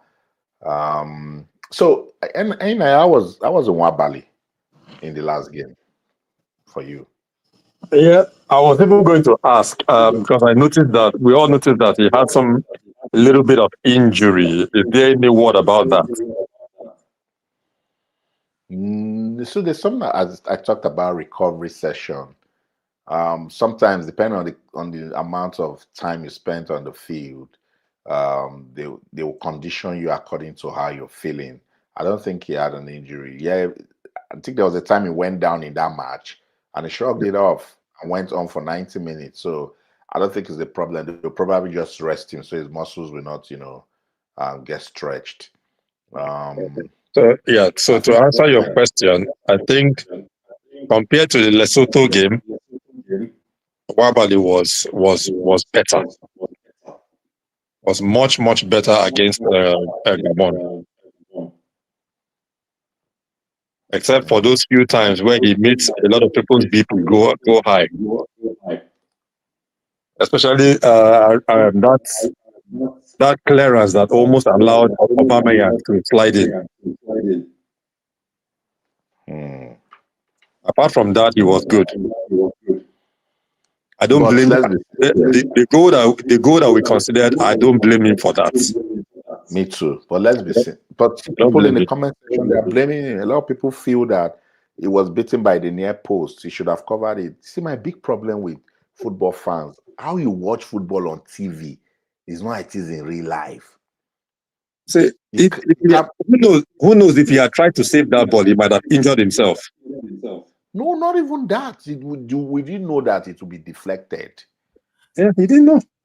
So he was in his right position. Nobody's blaming him. No, people are blaming him. Yeah, a lot of people did. People are blaming him. Matheus Felipe, thank you so much. I got a comment from Brazil. I like it when my people from down south, get into the conversation. Thank you. Baggio, I think Baggio is also Italian. If we play 3 midfield, it's understandable. Okay. David Iwobi is LMF at Fulham. Okay, but I know he's effective there. This man we just talk say Iwobi doesn't do it at Fulham. Okay, he does it at Fulham. Still getting love. Thank you. Somebody is thanking Mr. Collins. We're struggling to hear Mr. Collins, but I like the fact that he came on. Getting more love from Brazil. Guys, keep the conversation coming. Keep it coming. Keep the comments coming. I'll throw it to my guys now. Let me see. More comments from Brazil. Matthew, please don't forget, guys. Don't forget to subscribe to the YouTube channel, like it. We're soon going to wrap it up now. We'll be back tomorrow. Kola, let's say playing Didi, Onyeka, and Wobi as 10, and you'll see what he does with the freedom. Yes. One thing I noticed that Oyedika cannot mark. He's not good in tackling. If he tackle, he commits a lot of blunder and he gets yellow card. And if Rafael Oyedika has someone that can do the dirty job for him, you're going to see the best of Oyedika. Trust me. You're going to see, and he knows how to shoot from outside the box. He's good in that. He just need a little refine. They can refine him. They play in Nesta, Xavi, they play them together. It works. Why not? Yeah. David said he's not scared in that position. We just have Iwobi and Ndidi. Any mistakes will lead to goal. If we add one more midfielder, Iwobi can be more free. We just need to believe in the guys tomorrow or today for you guys. We just need to believe that God is going to help us in this match. To be sincere, do you know one thing I noticed? The God of soccer is on our side. We are so lucky. Do you know why? So things are happening in our favor. Everything is happening in our favor. Yeah. So now since we are talking about God, do we think that God is going to be partial? No, God will favor hard work. God is not partial. The moment they started working hard, God started working for them. Yeah, so you do your part, then you let the God finish it up. Do your own. Then simple. Simple. Adibin, we are still depending on. Do you know one thing there? The issue of we losing to Benin Republic, it was just a luck in disguise. Yeah. Adibin, we win that match, we might not go to work. We might not even be at the playoff now. Or Adibin we draw that match, we might not even be at the playoff. Because you know one thing, they've already destroyed that team that lost against Benin Republic, whereby they try to bring it out. These guys is not listening. This guy, they're already destroying the team. There's a lot of enmity within the team already after that game. So a lot of things happen behind the closed door, which we don't know. Yeah. So I just believe we losing that game was just a blessing in disguise. Everything is working for their good. Let's just hope they learn the lessons, because I thought we're going to learn when we didn't qualify for the World Cup in 20. I just have one belief that if we skate through to the World Cup, we are going to perform. I beg, one step at a time. I said that. Beg. Hear me. I said if we skate through, that's why. Let us take one step at a time. That's why let's go to AFCON. Let's go to AFCON first and see what we can do at AFCON. We'll perform 100%. We'll perform. We'll get to the final. Ola, it's like you've not learned that football. Football is a crazy sport, though. Let me tell you what happened to me. Let me tell you what happened to me in 2021. I'm here in London, and I said, okay, I'll go to AFCON when we play our second game. We beat Egypt. We rushed Egypt, and that was the game that I was even scared of. I said, what am I even doing with group phase? We had flawless run in the group phase. I got into Lagos to use Adamawa to enter Cameroon, and I missed my connecting flight to Yola, because from Yola you can drive straight into Garoua. Remember, we played Tunisia in Garoua. Tunisia was a lowly rated team. My brother, at Lagos, they lost to Tunisia. I had to go to AFCON when Nigeria crashed out in round of 16. So you see the way you use confidence now to say AFCON, football, African football is not like that anymore. There's no more small, and I even love African football have developed a lot, because look at Uganda, the way they are performing. See, Uganda, Comoros. Look at Cape Verde. Cape Verde don't go. They don't qualify for World Cup. This Cape Verde that people are hearing of now, they are football, not just football, sports, basketball, athletics, 10 years program. 10 years ago. You think it's joke. Morocco that we're seeing is 10 years program. That's why we say let's think long term. We don't hear. We like the short thing. Even South Africa too, they've improved. Look at South Africa. South Africa used their league system, built structures around youth football. It rubbed off on their women. They won the WAFCON. It rubbed off on the under 20. They won the under 20 AFCON. They've qualified for World Cup now. They are coming. Same with Morocco. Morocco, the king called them in 2020 and said, okay, from where we are coming now, as at 2020, it was a 5-year program. What can we achieve with this? They say, women can qualify for World Cup. Their women reached the final of WAFCON. Their women qualified for World Cup. They say their men can qualify for World Cup. Their men reached semi-finals. Close and open your eye. Morocco is joint host for World Cup. Infrastructure top-notch. Grassroots top-notch. Morocco is hosting everything now. Morocco has gone. See WAFCON again. We'll go back to Morocco. Morocco is going to dominate Africa for like straight 10 years if care is not taken. With the structure they put on ground. With the structure they put on ground, Morocco is going to dominate African football. And same thing, if you look at what Senegal did some times ago, like look at the way Senegal also do everything, infrastructure, put everything in places, try to build everything together. So I don't know. It's not that we don't have it. Let me take some comments on TikTok. Just hold on, caller. And my guys on TikTok, please, let's get the page busy. The page is getting inactive and it's going to go off soon. So let's get it busy with the likes. Let's pump it up. I see your comments. The tribe of Gideon, he said, we will win AFCON. We'll win AFCON. Are you sure? Okay, we'll see. The tribe of Gideon said, very true. Talking about no small teams in Africa anymore. He said, very true, especially with what happened with Cameroon and DR Congo. Exactly. And we are playing DR Congo today. So we must kill that mentality that, it's a small team. So we're going to do them justice. So guys, what is scrolling now? I want us to make a prediction. I'm about wrapping it up now. Let's make a prediction and I'll let go of the panelists and then I'll go read some comments and I'll end the live stream. So on TikTok, let's also make a prediction. 3-0? We are winning. Well, but there will be a penalty in the game. Penalty for Nigeria is we're going to have penalty against Congo. Okay, so you because said they are 3-0, so very we're gonna have rugged. penalty. Yeah, Okay. physically, we'll have I a was thinking penalty. you say there will be penalty for Congo, but No, Wabali will save it. Amen. we have a Amen. If penalty. it happens, We have a Aina, penalty. Aina, what's 3-0. your 3-1. You're giving them one. Fair 3-1. enough. Fair enough. Guys, this has been a delight. You guys came on, made it Yeah, fun. The thank competition you. was diverse.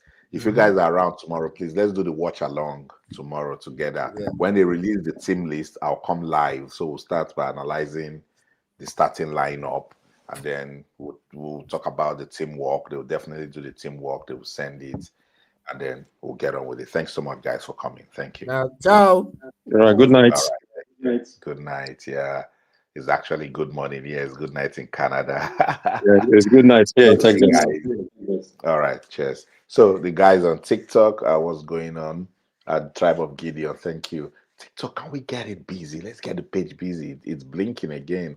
Let's get up the likes, TikTok. Let's get up the likes to 15K. Gideon says 3-1 to Nigeria. I think that's realistic. That's doable. Let's see. Let's see what the Super Eagles can do. He said we have a Solent Wabali issue. Leave Wabali, guys. Wabali will be just fine. Thank you so much, Sir Confidence, for the likes. Thank you. Thank you for the likes. It keeps the page busy and I like it. My TikTok people, let's go. Let's take some comments and then we'll wrap it up. I appreciate you guys. Where did I stop? Good evening, my dear brother. Interesting panelist discussion of the World Cup playoffs. I'm watching you live from Toronto. Oh, Toronto in Canada. Thank you so much. I love it when my guys from all over the world get on the live stream. Yeah, Badger says Onyedika is obviously our best midfielder. I agree. At the moment, Onyedika is the best, but unfortunately, he's not getting playing time, and that's not good. Mr. OXQ9VX, it's not Iwobi's fault that no one to bench him in the midfield. Let them go and get a better midfielder. Okay, we'll see.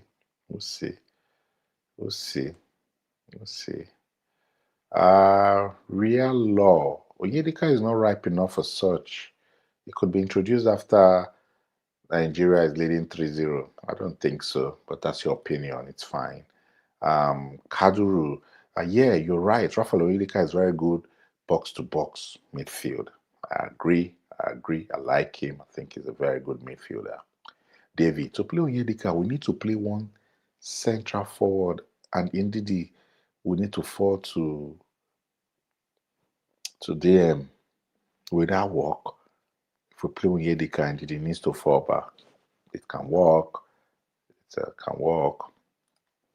There's a reason why Nigerian coaches bench Onyedika. Why? I'd like to know. The guy's a good player. Why do they keep him on the bench? Why? Lookman created 2 clear chances for Osimhen and he missed it. Okay.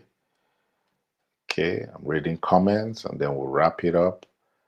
Gideon Congolo said Leopard to Jews. I think that's French. Maybe that's a fan of DR Congo. Baggio Lukman was not bad against Congo. Pre-Congo game, I agree. Pre-Gabon game, Gabon, yeah, wasn't bad. Okay, it's all right.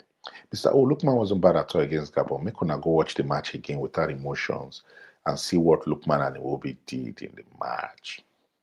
Okay. I'm going to skip a lot of comments.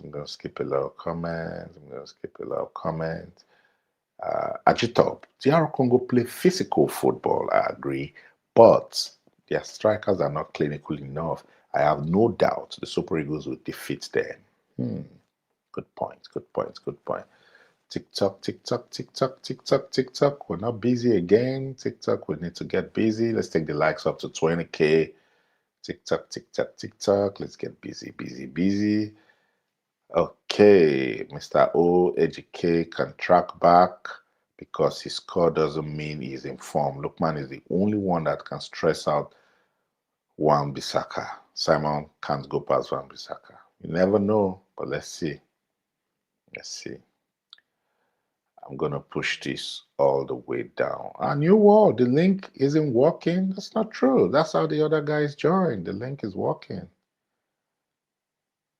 Oh, the YouTube link wasn't working. You sure? Click on it. The link is working. That's the link I copied. See love, see love. Let me see who was subscribed. Guys, don't forget to subscribe to the channel. Costa in Africa. I see Benjamin Frederick being played as a central attacking midfielder someday. It's got quality, maybe. Saeed, I have subscribed from New York. Thank you so much, Saeed. David, the coach might surprise us and play Yusuf and Olakunle tomorrow. Habana. Ellen, stay, welcome back. Lukman is very confident on TikTok. Lukman is very confident. He's a very confident player and isn't scared of any opponent if you look at him very well. Okay. Okay. So for me, I think he should start tomorrow. Okay. I think all of them are top professionals. So anyone that starts is fine. But look at love that I'm getting here. Emmanuel, thank you so much. I don't know you.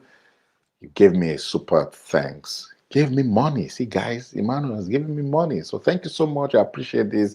This is good support for me to keep making this sort of content for you guys. Only Lukman can play against Van Bissaka. You guys are really calling for Lukman. Let's see what the coach can do with it. Uche Chukwu Irugbe. He played a 4-2-2-2. 4-2-2-2. Where Lukman and Chukwueze played as the inside 10s. Interesting. Interesting. I'm getting your point. I see. Whatever happens, the Nigeria Football Federation should allow Eric to continue. I agree we should have retained Gernot. Yeah, 100%. And Gernot was my man. I still messaged him last week and he said he's rooting for Nigeria to qualify for the World Cup. The Tribe of Gideon on TikTok. Lukman is not just productive this period, but he has great work rate. I agree. His work rate is fantastic. He's a top professional. Baggio, I'm sure you were talking about Eric Shea. He said CV would change you. Yeah, I agree. Mr. O, Super Eagles' job is bigger than anyone. Co-sign Africa Pizarro is a tournament coach. I agree. I won't lie. He did it so well. He understood it. Stitch Music. Pizarro is a complete coach. Okay? It's your opinion. Co-sign Africa would have won the AFCON if not for Aino. No, I don't blame one player. It's the team. It was the team, not Aino. Agitop. I prefer Eric Shell to Pizarro.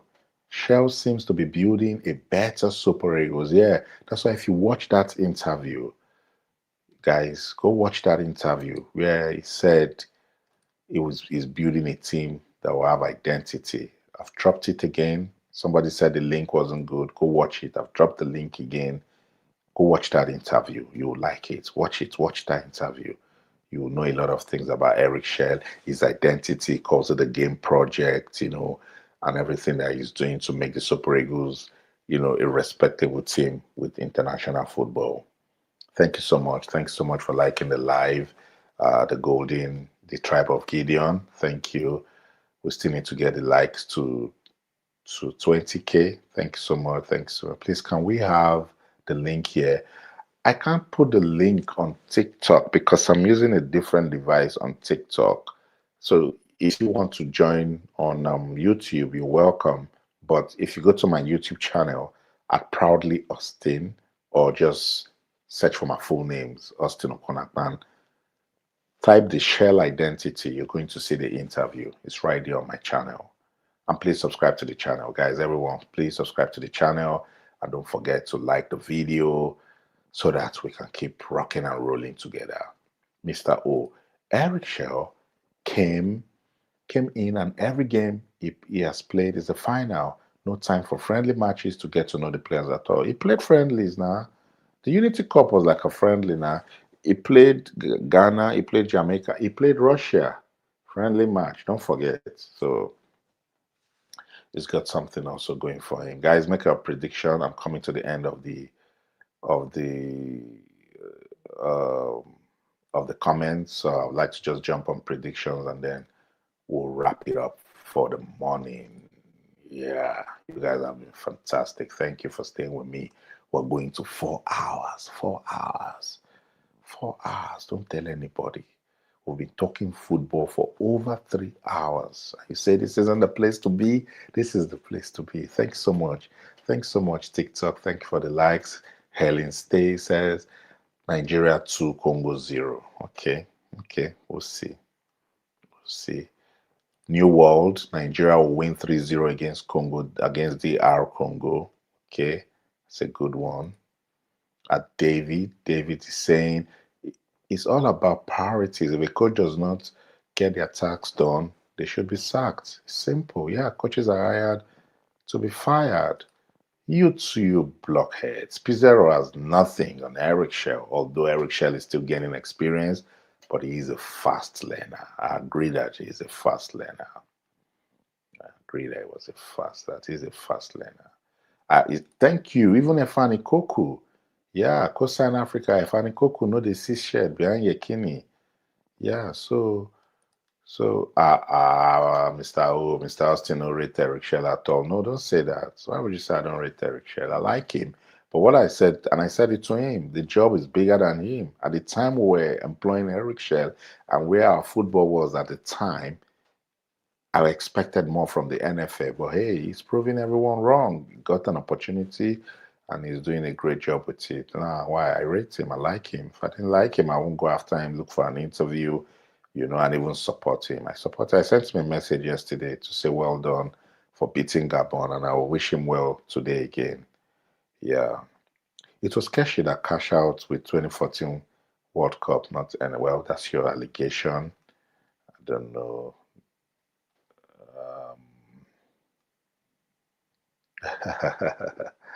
Biodun, I'm sure you're talking to Kola. I say, Austin, please teach him how politics of football is done in the country. I know it's dirty politics, very dirty politics. Very dirty politics. Thanks so much, Agitop. Agitop going to bed. Super Eagles 3, DR Congo 0. Thanks, proudly, Austin. Good night from Minnesota. Good night. Good morning from London.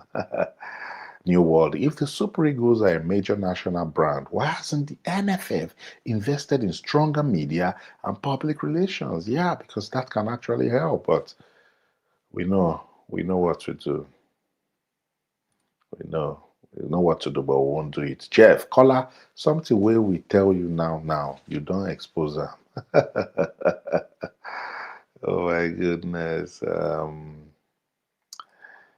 Shem Charlie, please allow Austin to educate us more instead of this frequent interjection.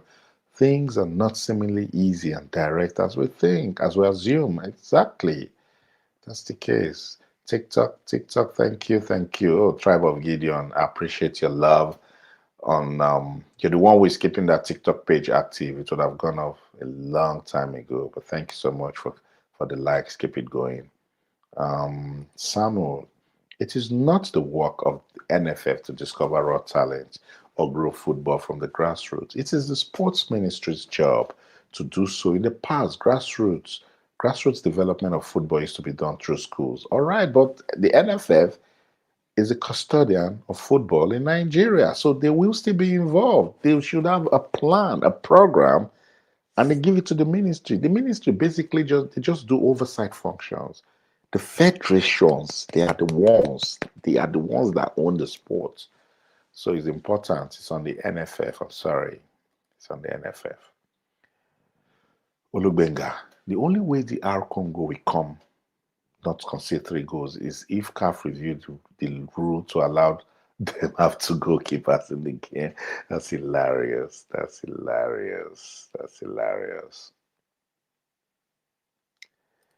Henry Genge H Town, I greet you. This is so much love for Nigeria. Thank you. Thank you so much. Thank you. I see a lot of back and forth in the comment section. You guys were fantastic. You kept it going with your comments. You people just keep the channel. So I need to get 10 I have subscribed and liked the video so that I wrap it up now. 10 I have subscribed and liked the video. YouTube people. I just want 10. Just say, oh, I've subscribed. You see the subscribe on the right hand corner of, if you're using your mobile phone, even your laptop, just click on subscribe. Just click on my profile and click on subscribe, because the subscription is very, very important, and turn on your notifications so that when I come live, you can see me. And maybe someday you and I can actually do it together. And don't forget, it won't be only football. I'm big on sports entertainment and anything that's, catches my attention. So guys on TikTok, same thing. Like the page, follow it, and put on your notifications. We're going to have so much fun on these platforms together. Sunday, what's Sunday talking about? Nigeria 4, Democratic Republic of Congo 1. Osimhen will win a penalty. They will concentrate on him. Other players will be scoring. I'm watching from New York, praying and believing we are watching them live here next year. But I want us to go to Canada. Canada, please. Not America. Because I want to go to Canada. Yeah, I'm seeing loads of comments. Great of comments. Thank you so much. I like this sort of comments. It keeps me going. Great analysis. Watching from California, 5-0 in favor of Nigeria. Okay, well done.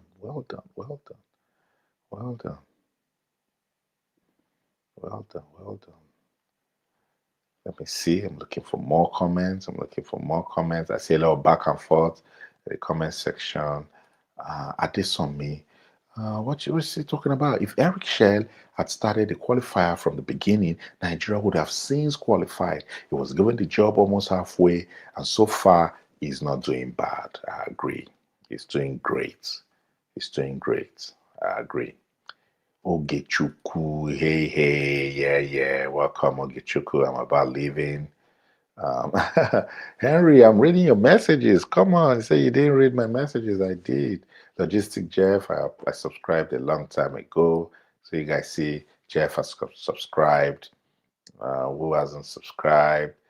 I said I wanted 10, and I'm saying 2 already. Let me see. Good comment. Kingsley Okoje, the calm, cool, and collected Austin. Thank you. Appreciate. Ade hail from Munich, Germany. Oh, a pleasant good morning to you, Austin. Thank you so much, Kingsley. How is Munich today? And I hope you have subscribed to the channel. Hope you've liked the video, and hope you're rooting for the Super Eagles to beat DR Congo. Cosign Africa, subscribe from Toronto. Thank you so much. Femi Oluyinka Malam. Malam Austin Abdulokun. I like the name. I like the name. Thank you so much. It's one Nigeria. Henry Genge.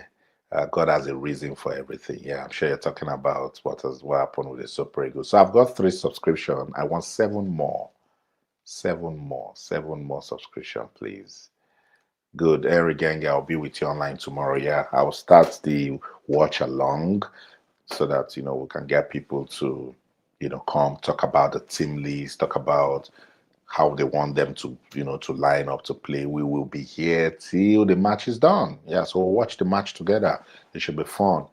So I want 7 more. I have subscribed. 7 more I have subscribed. What's up to my guys on TikTok? Thanks so much, Tribe of Gideon. I see your love. You're reposting, you're liking, you're making comments. So much love. I appreciate you. Thank you. 22K likes. Can we take it up to 25, and then we'll wrap it up on TikTok? YouTube guys, thank you so much. Thank you so much for everyone that has stayed with me. At some point we're up to 300. We got to 400. It dropped, but it's all good. I know people were going to sleep, and it's a long talk, 3 hours 45 minutes and counting. Guys, I appreciate the love. Don't forget to subscribe, like the video, turn on your notifications. I will be doing this almost, let me not promise, almost every week. I'll be doing this just for the love of the game. Congratulations in advance to the Super Eagles. Just in case you don't know, that's what's up. 8 p.m. Nigerian time. Convert that to whatever time zone you are in. In the UK, it means it will be 7 p.m. I will be watching it. So let's wish the Super Eagles all the best as they take on the Democratic Republic of Congo. the head-to-head is tight. 4 wins for Nigeria, 3 wins for Democratic Republic of Congo, and 2 draws. So it means that when both teams play, it's actually a clash, it's a contest. So it's Eagles versus Leopards. Who's going to win? That one should really definitely get us talking. You guys have made your prediction, you have dropped comments, you've come online to give me the analysis also. It's been mega fun doing this with you. I'll see you around again. It's not tomorrow, it's today. Now it's in some few minutes time, hours time, I'll still be back again to talk some more. I'll see you around again. That's it. Goodbye, good night, good morning. See you later. Take care. Bye.